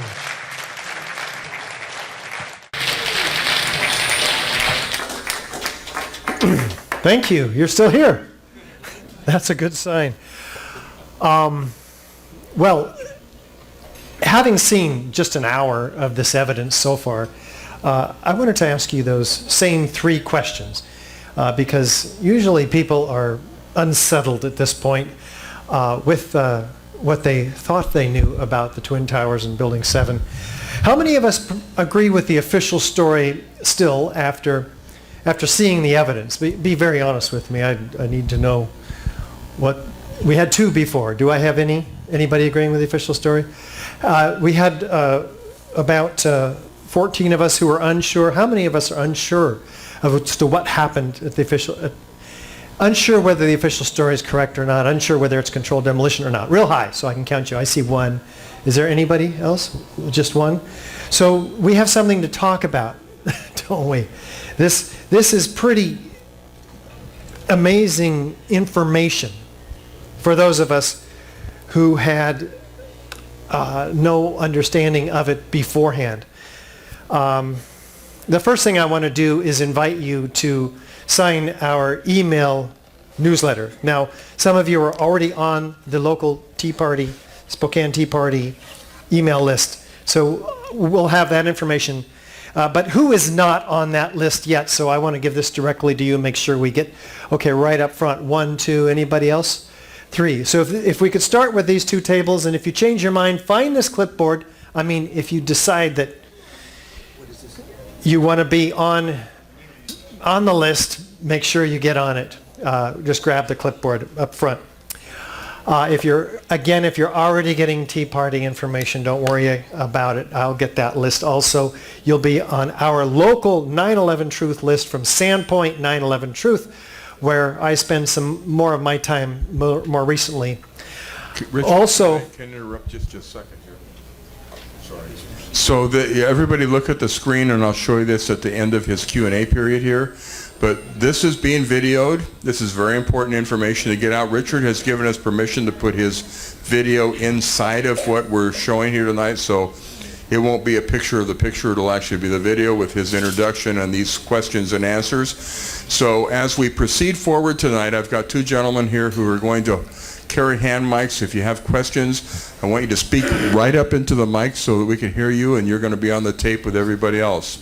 And we need to get this out to everybody. So this is critical important. Thank you. And before that happens, I want to make sure you have, now that you've seen this evidence, you've got a sense of the mission of the 2,500 architects and engineers that I represent. How many of you are here, by the way, petition signers on the AE 9/11 Truth website? Dan's one of them, and Steve's one of them, and there's like 3 or 4 more. Awesome, Luke. This is fantastic. You can see how important our work is. I've been at it 10 years. I've given 550 presentations in 38 countries, 95 American cities, to groups of 100 to 3,000. And yet we are still pushing up against the wall of denial in the media and our government. We've given every member of our Congress our petition when we reached 1,000 architects and engineers for 9/11 Truth. When we reach 2,000, we'll do it again when we reach 3,000, along with our DVD, 9/11 Explosive Evidence Experts Speak Out. I'm going to show you during the Q&A, actually if we can put up the PowerPoint at this point, I'm going to show you the 3-minute trailer of the most powerful film we have, 9/11 Explosive Evidence Experts Speak Out, in which we have 40 high-rise architects, structural engineers, metallurgists, chemists, physicists, controlled demolition experts, all laying out the evidence. And we need to go to the places where the academics and the professionals in the industry are. That takes funding. And so, for instance, May 19, 2021, we want to address 10,000 architects at the annual AIA convention, American Institute of Architects, of which I'm a member. And we go and we have a large booth full of evidence. We have Building 7 coming down. And that building is an eye catcher, as you can imagine, to architects and engineers who have seen, like you have, a building coming down at free fall acceleration. And we say, did you know what's happening to this building? We'll say, that's a controlled demolition. They say, did you know that happened on 9/11? Then we start to have a conversation. Then we start talking about the Twin Towers. So it really works, but it takes a lot of money, like $20,000 to get some of our AIAs there to rent the $5,000 booth, et cetera, et cetera, et cetera. It just really adds up. So I want to give you an opportunity to extend beyond the suggested donation that you lovingly made today on the way in. And this isn't a church or anything, so you don't feel guilty. But I'm going to pass this box around. Some of you will be able to write a check for $100 or $1,000. That's the kind of help we really need. But if you can give another $10, that goes a long way, because that's where most people are, and we recognize that, and that's just great. So this is not an obligation, but an opportunity for you to help us out. Cecily? I've got it right here. I've got 2 of them. I'm going to start from the front. Why don't you start from the back? And Jim Robinson is going to help us by making sure that this actually gets around to every table. And he's going to be bothering you and in your face. And that's okay. I understand that people have given already. This is an opportunity for a second stretch to help an organization that's making a key difference in the world, that can bust open 9/11, which leads to all of the other issues that so much, such as the Tea Party, is after, so that people really need to wake up in a big way. Okay, with that in mind, I want to straighten out our DVD, and we don't have our PowerPoint up yet, do we? Oh, okay. We can get to that, back to that later. Let's have our first question then from the audience. Right here, ma'am. Hold on. We have a microphone for you. And if you could stand up when you ask your questions, people will be able to hear where that voice, see where that voice is coming. Very helpful. Okay, thank you. So I have questions about two people. Please tell me, what do you think of Rebecca Roth? Let's take them one at a time. Okay. Is that okay? And just hang out right there. Rebecca Roth is a speaker who has come onto the scene in the last couple of years. She's a flight attendant, and she has written a couple of books, Methodical Deception and Methodical Illusion, I think, or vice versa, not in that order. And it's very interesting. She's tracked the flights and where they might have been and so forth. Fascinating information. We don't comment on the flights. The architects and engineers for 9/11 Truth focus on the 3 skyscrapers here. That's where the evidence is so incredibly solid that it's been waking a whole lot more people up. So she's doing great work. Who's the other? Go ahead. Have you heard that, and I saw it on YouTube, that Rebecca Roth has been exposed as a CIA operative? Well, I've heard all kinds of rumors, and some people call me a CIA operative. I don't know why. I'm not that good looking, but I don't know. I haven't verified these things. Do you want to say anything else about that? I just saw that on YouTube. Okay. I don't know. I would love to hear more about it. Well, I don't have comments on who is or isn't a shill or a CIA operative or whatever. Do you get involved with what happened to the people, the victims? Right. We have many of the 9/11 victim family members signed on to our petition.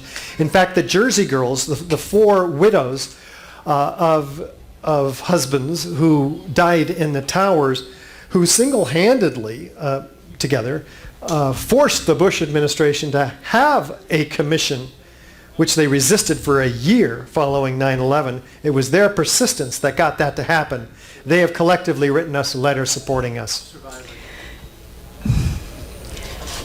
I've watched on YouTube about Barbara Olson, and Ted Olson is married now to someone who looks like Barbara Olson's twin sister.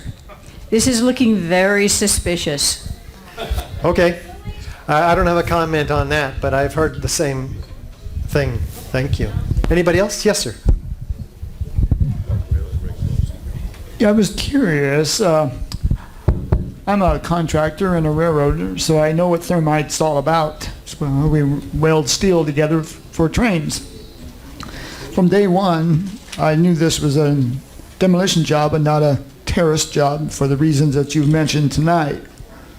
But I'm interested in why or what the purpose of your campaign is, and that as an independent, politically independent person, I would think that, or caution wrapping yourself into the rattlesnake flag as a way of promoting the cause. I would like to see that this program remain politically independent and distance itself from the NRA and the rattlesnake flag, even though I am quite libertarian politically myself. So I'm mainly curious as to if the powers that be in this organization will go down in flames because they're wrapping themselves in the libertarian flag. I hope they don't. I hope they don't. You know, we've taken some risks with the people and groups that we speak with, and I don't feel personally that this is any such risk. But we've spoken in front of 2,500 members of Louis Farrakhan's Nation of Islam, and he is one of the key people who is exposing 9/11 and what really happened there. So we also have been invited to several UFO groups, let's say UFO disclosure groups. We've spoken to other groups of which we have quite questionable affiliation or don't want to be affiliated whatsoever. I'm very honored to speak at any libertarian group. I consider myself in that camp as well. When I got into this mess about that we've been lied to about 9/11, I was so shaken to my core. I mean, before that, I was a flag-waving Reagan Republican, and I differentiate that from the rattlesnake group you refer to, the Flag and the Libertarians, because I was rooting for Colin Powell, who was making his case at the UN for his indisputable case for weapons of mass destruction. And I wanted to go get those bastards in Afghanistan who did this to us. And I swallowed the official lie, hook, line, and sinker. Now that's where this group largely differentiates itself.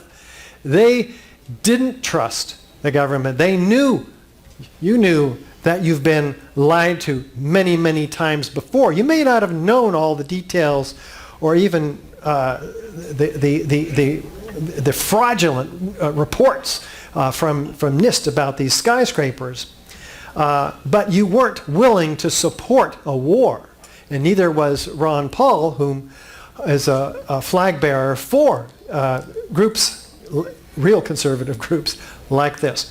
Nor did I end up on the opposite side of the dual spectrum of Democrat, Republican, conservative, liberal, a neoconservative, in this case with the Bush administration, a liberal.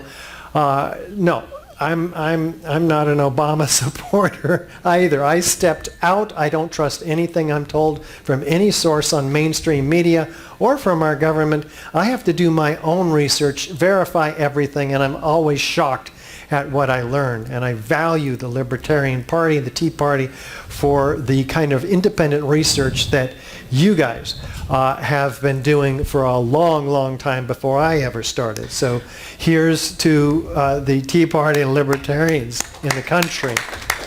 Yes, ma'am. Okay, I've got a question here. Oh. Go ahead. Stand up. Well, you can. I can't stand up. The gentleman's locked in by his table. Locked in. So the building that went down was actually owned by the Securities and Exchange Commission, Building 7. No. Well, they had an office, okay, really, okay. They had an office. Could that have been some of the information that would have been the downfall of the economic, the crash of 2008? Could that have been the precursor, and that's why the building was destroyed? All I know is that the Building 7 was a huge financial, had huge financial tenants in it. In addition, though, it had the Securities and Exchange Commission on the 12th and 13th floor, which had the worst fires in the building. And they lost thousands of files and evidence that they were using to prosecute hundreds of cases against Wall Street companies. Like the banks, and other perhaps? companies like Enron? Like Enron and like WorldCom. So we certainly want an investigation of those fires, which were very suspicious and started in those areas. Do you have another comment? Well, you're right. I mean, it was definitely something that they didn't want the American people to know, and it went to for the collapse of the economic system in 2008. But my father was a welder, and he used thermite in the building of Hanford. He built Hanford. And if he would have been alive, he would have said that this was a total destruction by somebody, maybe not the government. He probably wouldn't have said that because he was a World War II veteran. But it was the destruction purposely of somebody. And my brother, who is a welder, said this was planned and this was done, and they never asked a welder to put those explosive into place. So it was probably a subversive, but it was really to get rid of the evidence of Building 7. Thank you. Over here. This is all relatively new for me. I've certainly heard about, the truther movement out there, but I haven't paid a whole lot of attention to it. My understanding before coming here is that the weight of the top portion of the building is what causes the progressive collapse going down. I do agree that the pictures look like a demolition. Where my question lies is the flight number 93 obviously had Arab terrorists involved in that, and I don't know where all of the conclusion is of this. Is this movement saying that this is not a Muslim attack or a terrorist attack, but rather a attack by our own government? Great question. Who's involved in this? First of all, kind of a disclaimer, the architects and engineers for 9/11 Truth are calling for a new independent investigation. We're not criminal investigators. We're not news journalists. We don't have the legal authority to bring forth witnesses to take that testimony under oath. We've got to have an investigation with those authorities that can bring forth witnesses and force them to come forth. So we've got to have an investigation that looks at all this evidence with that kind of jurisdiction. Now, can we trust our government to provide that for us when they've provided some very many other dubious investigations? We're not fools. What we're relying on is the education across a broad swath of America to rise up en masse and force our Congress to have a real investigation, or force them out of office and put in people who will represent the American people, who will get a real investigation. It's going to take some more time. We've been at this 10 years, and others up to 15 years.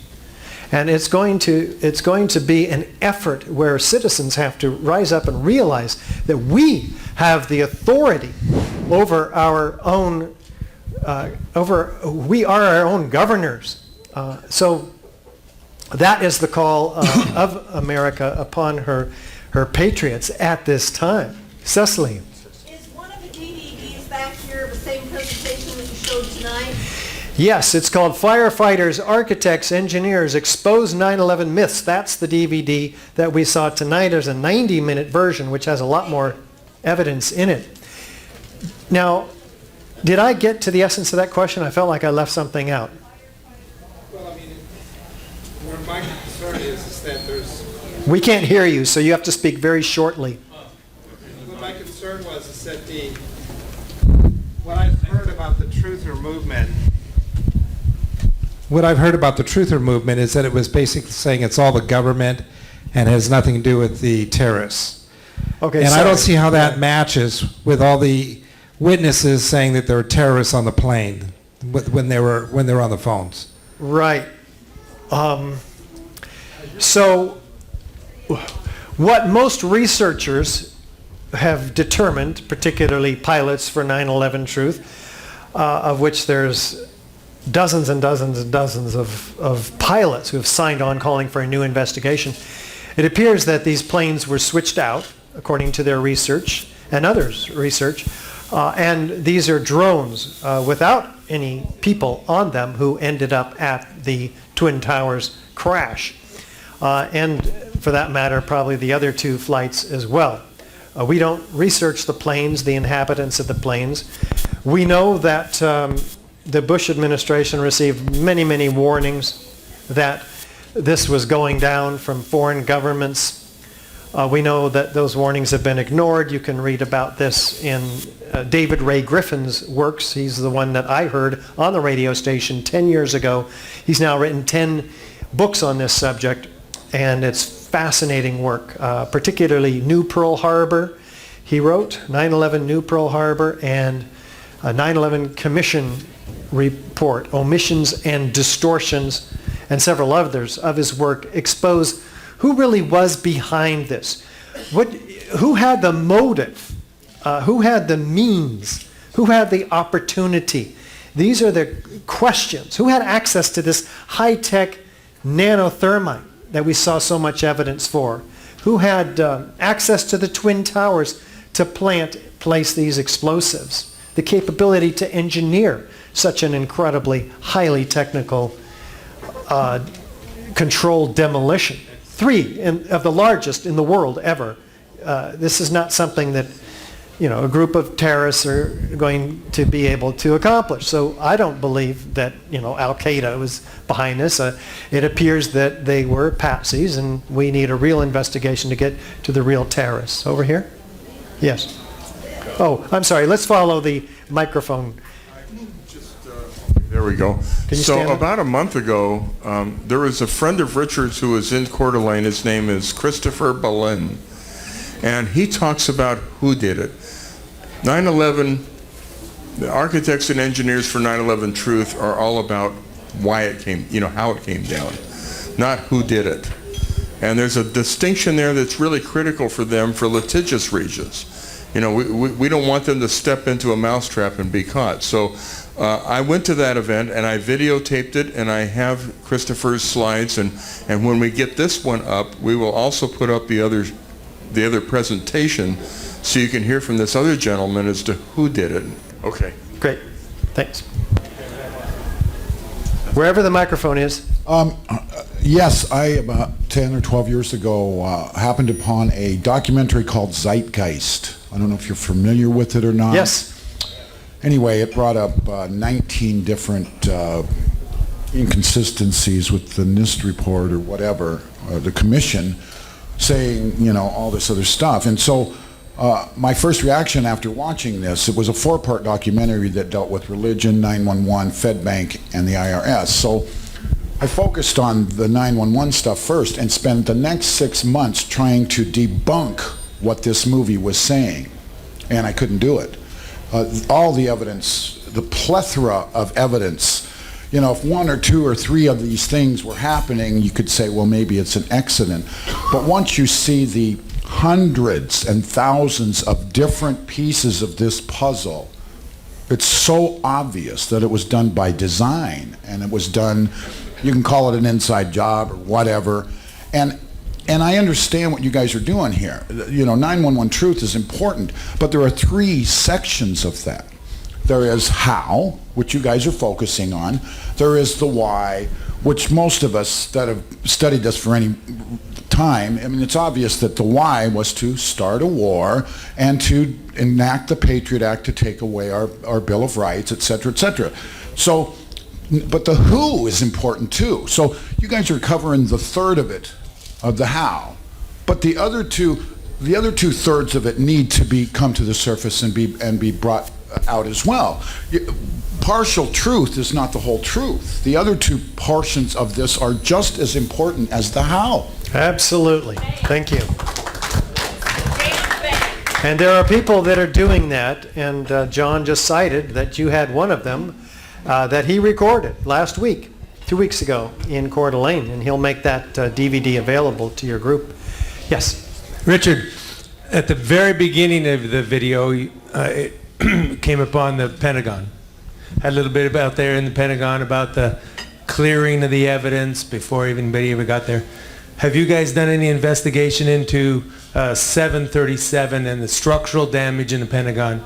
The fact there was no plane parts, no bodies, no luggage. Well, before we have you list that evidence, not all of which I agree with, but certainly all of us in the 9/11 Truth movement do agree that nothing should have hit the Pentagon, the most highly defended building in the world. Particularly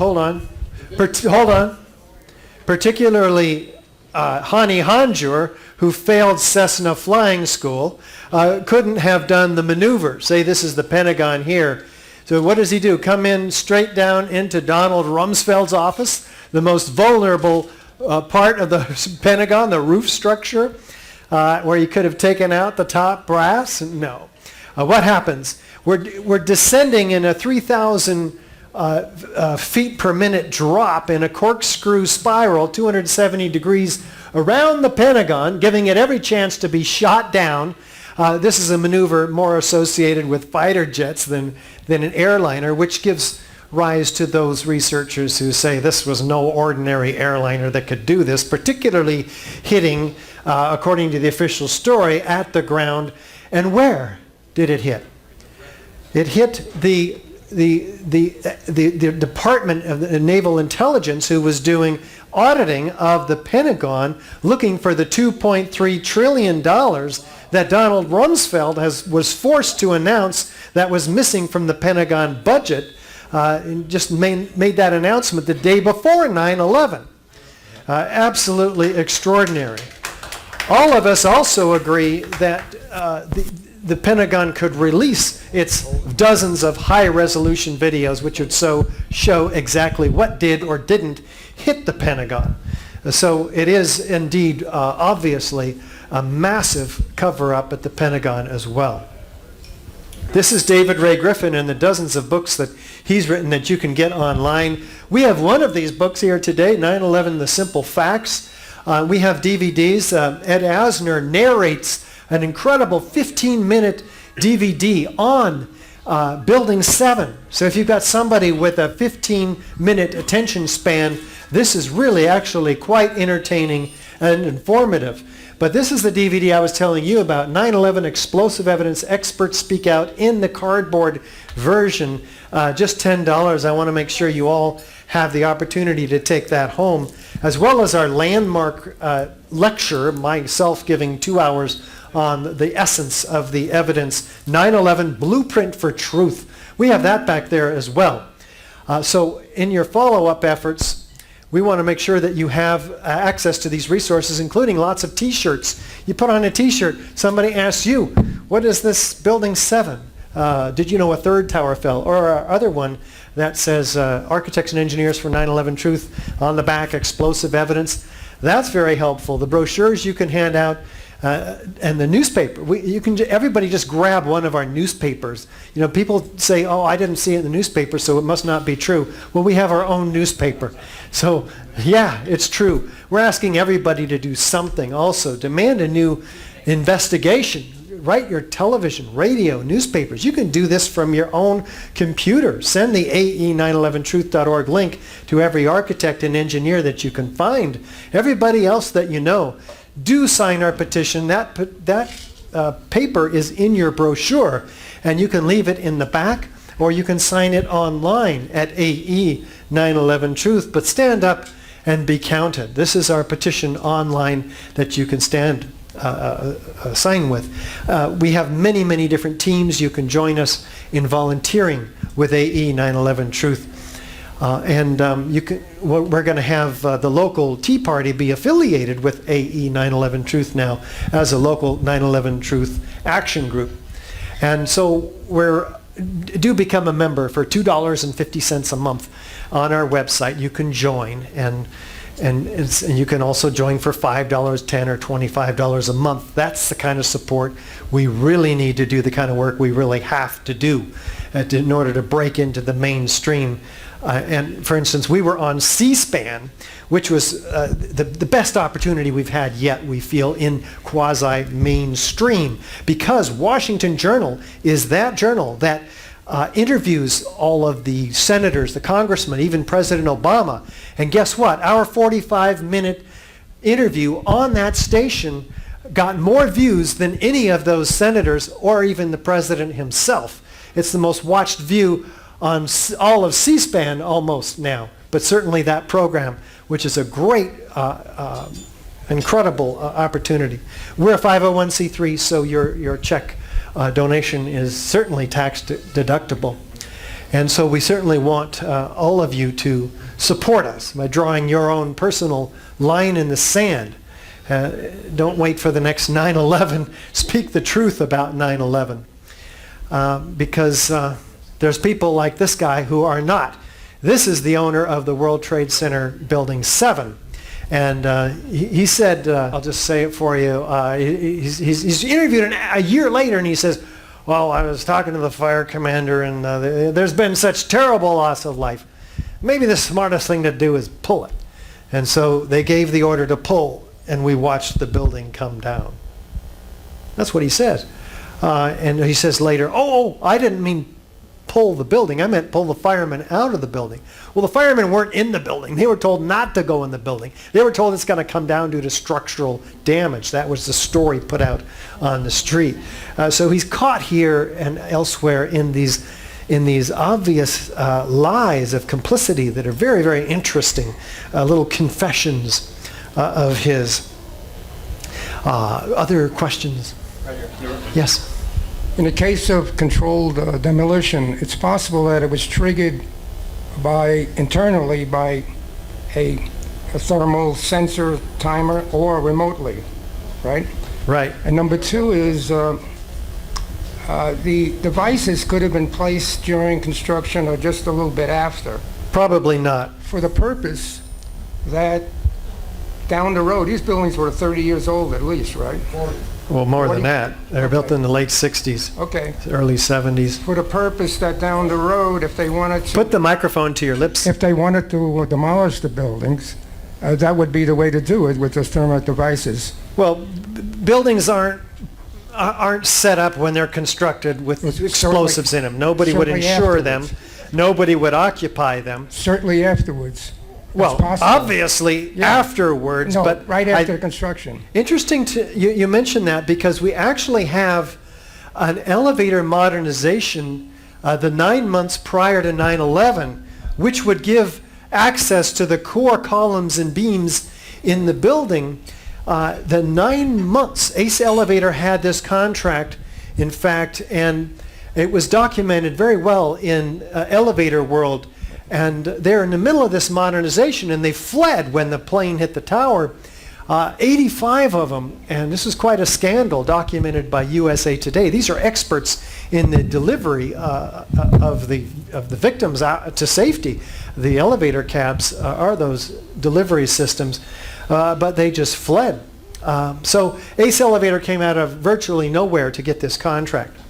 Yes. Also, I was in the buildings in the 1970s. I visited a few people there. I worked with the Civil Engineering Bureau of Water Supply. So I had a chance to go in there and went to the top floor and took a look around. And it's pretty scary. The buildings sway. They have a certain amount of leeway. About 11 feet. The top sways naturally in wind. Right, and that's designed that way. Now, what I was saying, when I said it could have been planted during construction, that would have been clandestine type work. But afterwards, I agree it's possible when they did the elevator stuff. Well, we certainly want an investigation of not only Ace Elevator, who went out of business at 9/11, but also the security company, under whose noses would have to have been brought maybe 50 tons of high-tech nanothermite, probably high-energy explosives as well, and ordinary thermite. Jeb Bush was behind Jeb Bush. That's what I'm hearing. Securicom Stratosec was the security company, and the comment refers to the board of directors. We have members of the Bush family in there, which some people believe is Wirt Walker III and Marvin Bush, which is not evidence to me, but certainly important to follow up on, huh? Dan? Well, when I was in Vietnam, we had to bring down bridges with VC trains, or North Vietnamese trains on them. And I'm sorry, I don't get up and talk in front of people very much, so it makes me nervous. Even though I'm an architect, I was one of the architects that was one of the people that did nuts and bolts stuff to make sure that the building stood up. However, when I was trained in the United States Special Forces as an explosives expert, we learned very well. One of the things that Dan Rather talked about was dynamite. Dynamite will not bring down these buildings. Dynamite is an explosive that is only used for pushing and heaving of dirt or for fracturing of rock. It will not bring down high temperature steel. In fact, the first explosive that could bring down high temperature steel is C3 or C4 plastic explosive that detonates at 27,000 meters per second. That's a long distance, and that's burning at a very fast rate.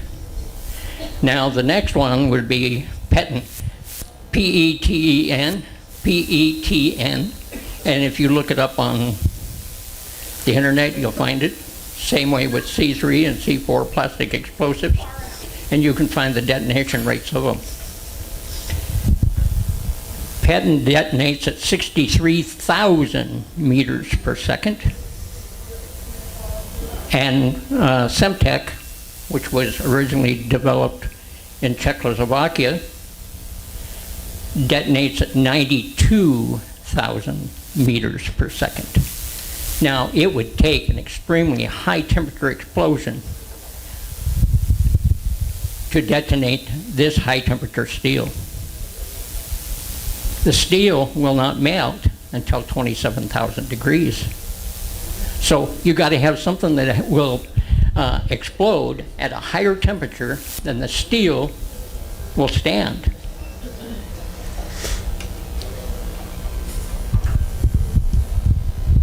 I brought down a train with VC, tanks, and etc.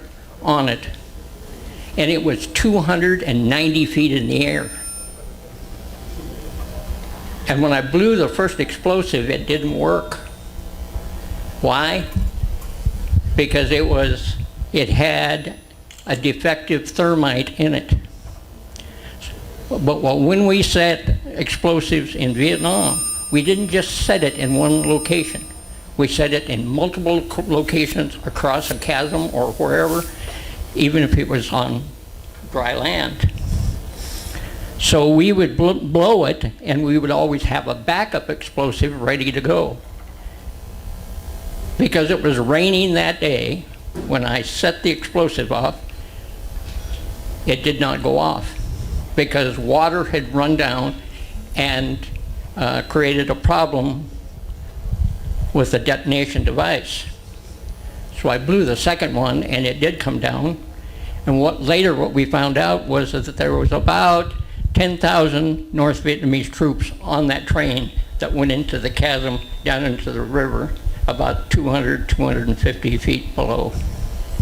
So I'm telling you that explosives, they said it was Dan Rather, and he's a novice at explosives, so he was making a guess. But I'm going to tell you that dynamite will not bring down these buildings. Yeah, I think Dan was probably just using a term like we all say, Kleenex when we mean facial tissue sort of thing. He was being generic about it. Dan, thank you. That was very helpful. Thank you. Who has the microphone? Back here in the back. Thank you for your service, sir. Thank you. Was not the building vacated the Labor Day weekend prior to the event? People that saw the building remarked that they had never seen all the lights turned off at one moment like that. So. Oh, you're referring to a power outage in one half of one of the towers, which occurred the weekend before 9/11 by several people. Forbes is one of them, a gentleman named Forbes, and that's true. There's truth to that.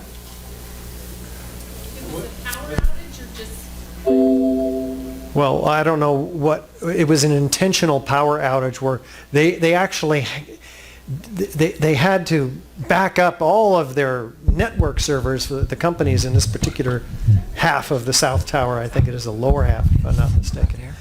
And so there was a real problem. It's unprecedented that they had to do this. Others saw a lot of people coming in the weeks before 9/11 at very, very odd hours of the evening. We just focus on what we can prove and that we know relates to controlled demolition. The rest of it is very interesting and needs to be followed up on, but it's not, we don't have enough time to go into all that. Yes? Was the building vacated? Was the building vacated? We're talking about 3 buildings. Which one are you referring to? I mean, it's the two main The Twin Towers were vacated after, partially after the first planes hit. Some of them were told to stay.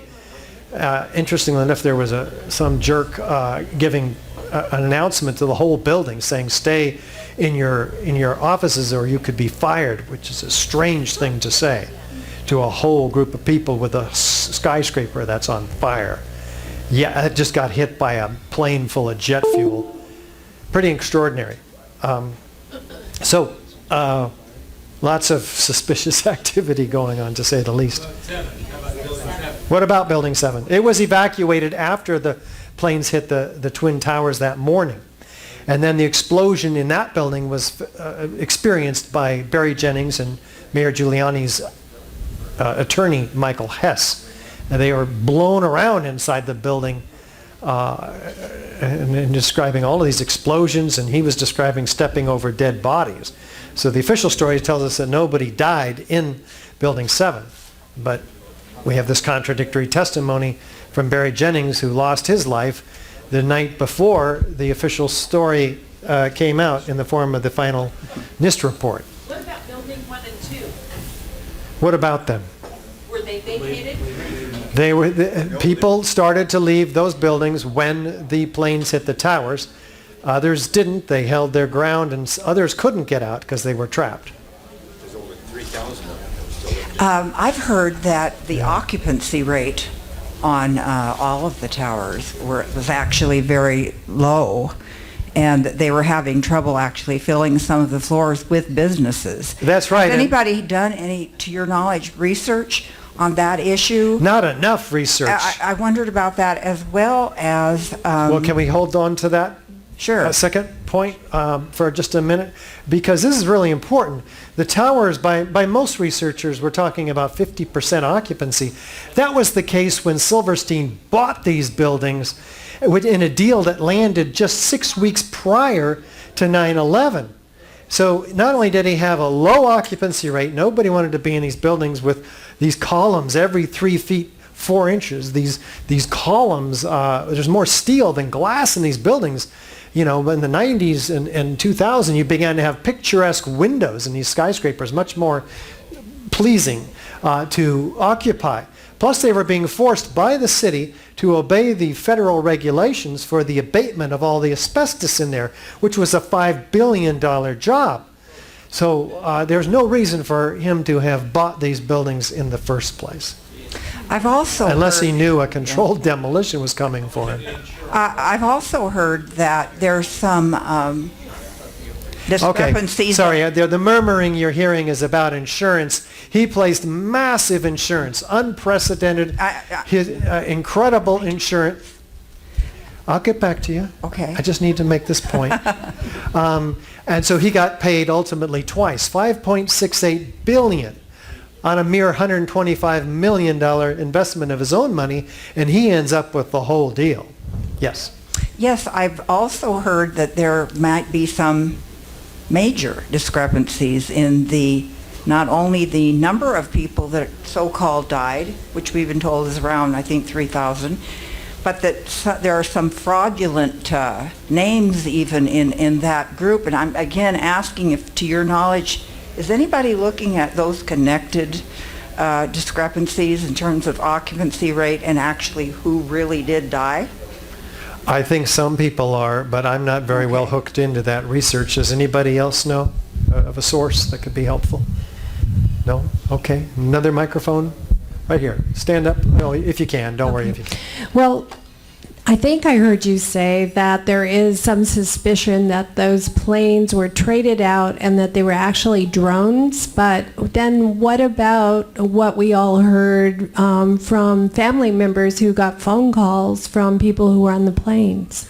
Well, that's where our other questioner came in about Rebecca Roth, whose theory ended up being, and I don't know whether it's true or not, and that makes some sense, that these planes were grounded at Westfield Air Force Base, according to her research, and then after having been switched out in air with other planes that are more equipped to handle the kind of maneuvers that it would take to hit a 200-foot wide target at 500 miles an hour, which most pilots say you couldn't do with a civilian aircraft. But these theoretically, then the implication here is that on the ground is where these cell phone calls were made, because it's on the ground where cell phones work, not 30,000 feet in the air has been proven many, many times. In fact, the FBI has said that the cell phone call between Barbara and Ted Olson never even occurred, which is the key cell phone call that the only evidence or speculation that we have, an allegation that hijackers were using box cutters. That's where that came from, and that call was never made, according to the FBI. So that begins to add plausibility to some of her research, in my mind, but I don't know, I haven't verified these things.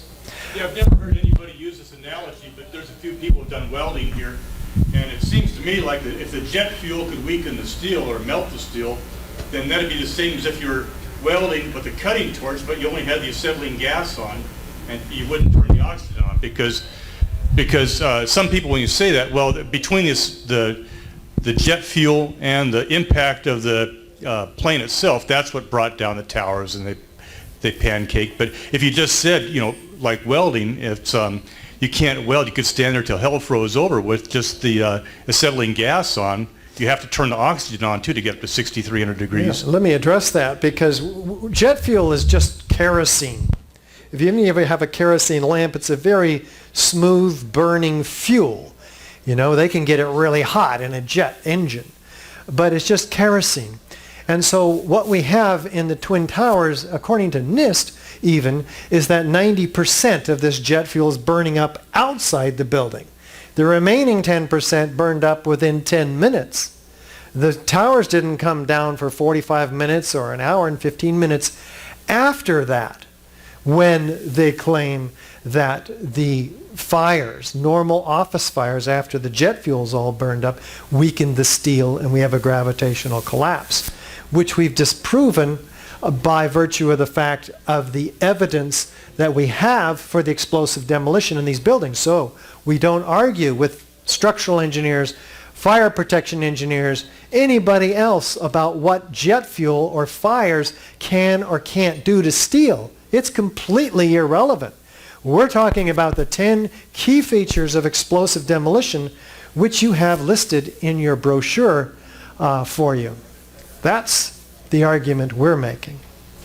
I also have a question over here, and being the mic man, I understand that there was like about a ½ inch of asbestos insulation on each of those beams, and when you put that onto the beam, that makes it extremely hard to melt, to do anything.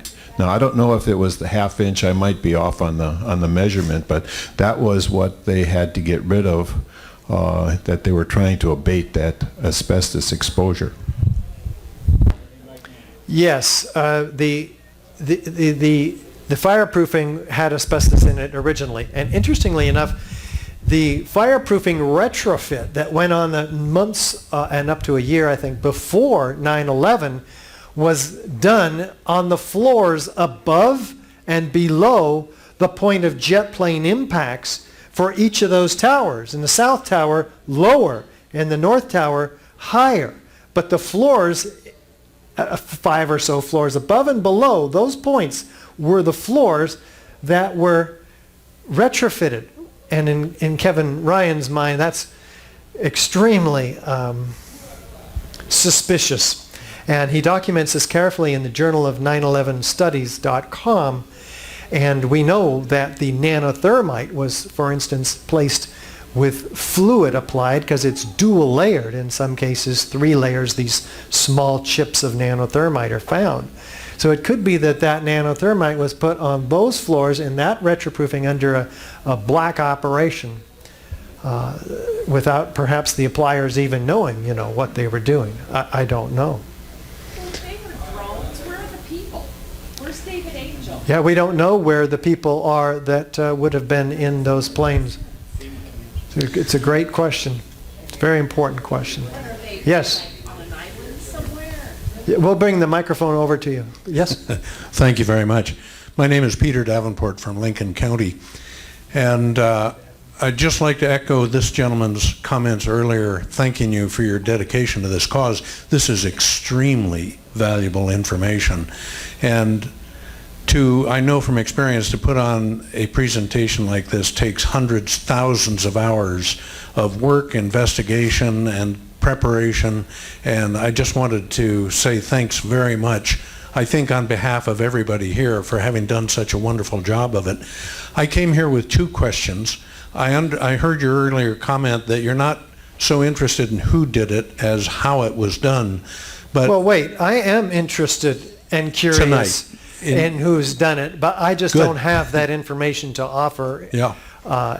Because we haven't researched it. There's a key difference. I came in from Lincoln County with 2 questions in particular.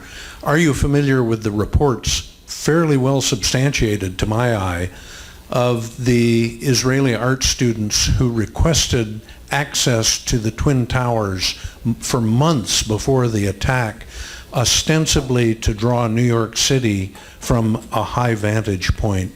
And number 2... Wait, can I take the first question? Please. Because I'm 61 years old now, and one falls off when the other comes in. This is a fascinating topic about the Israeli art students and the Israeli moving company who was in the World Trade Center until a week or so before 9/11, and they moved out.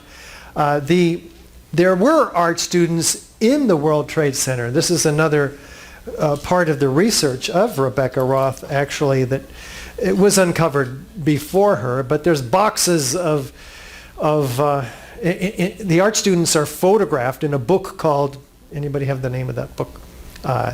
It's a stupid book, and it's not even something that I would attribute to art students, but grade school students. But anyway, you can get the book for $400 on Amazon for some reason, and it's a collector's item because of 9/11.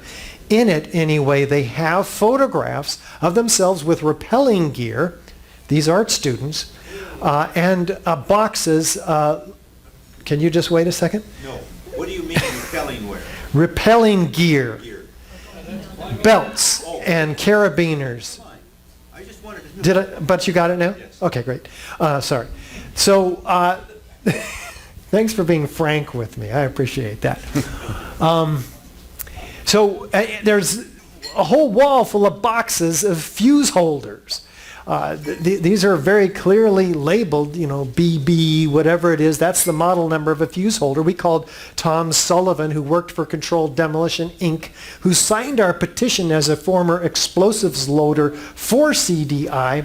And he says, yeah, these can be used in controlled demolition. It's fascinating. We're looking more into that. But they were art students who did have access. Now, I'm unfamiliar with art students who were asking for access so that they could deal with the high vantage point to do their artwork. That's a new concept to me. You haven't heard that report that the Israelis art students had requested permission to have access to the building? Correct. I knew they were in the building, as many others do. I've seen it on the internet. There's always a question of credibility, of course. But the second question is related to the first. Are you familiar with the incident that occurred, I believe, in Weehawken, New Jersey, actually even before the first attack, that is generally referred to as the 5 dancing Israelis? Yes, there were 5 dancing Israelis photographing the tower when they were hit by the planes, and the police were called, and I guess they took off. The police found them later, arrested them, I think, on a bridge. And turns out at least 3 of them were Mossad agents. They were held for months, and then they were finally shipped back to Israel. And in Israel, they were on TV stating that they were there to document the event. All of which is fascinating, none of which is picked up in the mainstream media. Yeah. And what's your opinion of the credibility of that report? To my eye, on the face of it, Well, it no seems one's questioning the report. Yeah. And so I have no reason to question it either. Okay. Thank you very much. Sorry, you were going to make another point. That was Okay. the second point. Okay. Yes. Thank you. It's pretty compelling to raise questions in your mind after seeing this. What I'm thinking is that I've heard Glenn Beck mention kind of poo-poo the idea that the government or somebody could be behind this other than the terrorists. Has there been any opportunity or any effort to put this information before him and see what his response is? Because like I say, it's pretty compelling. And I don't know if he's just afraid of, doesn't want to go there, or why. Some of you guys are best friends with Glenn. Why don't you send him our DVD and No? he's kind of fallen off the Tea Party wagon, huh? Well, and he's got the Blaze TV that seemed like they might be interested in maybe bringing this back up and researching that. But anyway. Apparently, the consensus in the room is that you're not going to get very far with that one. But I would be most appreciative. Anybody who gets bombarded with our materials starts to be more vulnerable to some of the things we're saying. Well, the other thing is it's kind of an example of why not to trust our government. And the latest example seems to be the death of Antonin Scalia. No autopsy, no nothing. A month later, a critical case comes to the Supreme Court where he would have been the swing vote against it, and it ends up being a tie. Very suspicious. Agreed. Over here. All right, so... Can you stand up? Sure. Thanks. Read from my notes here. So it appears like, if this was a trial and we were the jury, there'd be ample things to look at to consider having a trial, right? I mean, you'd be able to see plenty of evidence there, doubts brought up. My question is why are Americans so apathetic to this? Bringing up the subject is like bringing up a multi-marketing opportunity. People kind of roll their eyes. Good example. Okay. So why is it so difficult to even bring this up with ordinary folks? They don't want to talk about it. They don't want to hear about it. Some of my reasons for being interested is that there is ample evidence here to really ask for a new investigation. It should be a no-brainer, but it seems like it's shunned by so many. This is a murder trial. There was a lot of people killed, and we are the jury as Americans. And if criminals are not brought to justice, they will strike again. So, if we don't take care of someone who's murdering people, then if we don't go after them like the police do, then they strike again. So none of us are safe if we're not bringing criminals to justice. And then if the reps are not talking about this in the re-election, so representatives coming for election, if they're not forced to feel like they need to talk about it, then there's not enough pressure from the people that don't even care to have them force the issue. So until we start seeing reps being forced to talk about it, because they know people are asking and people are concerned or thing, then it really just stays under the surface there. So my question would be two, I guess. One is, why are Americans so apathetic? If you want to answer that one first, and then I have one more. Thanks for shooting them one at a time. We do know that we were subjected to a psychological operation on 9/11 of shock and awe. And that is a real phenomena that puts us Americans on that morning into a state of infantile regression.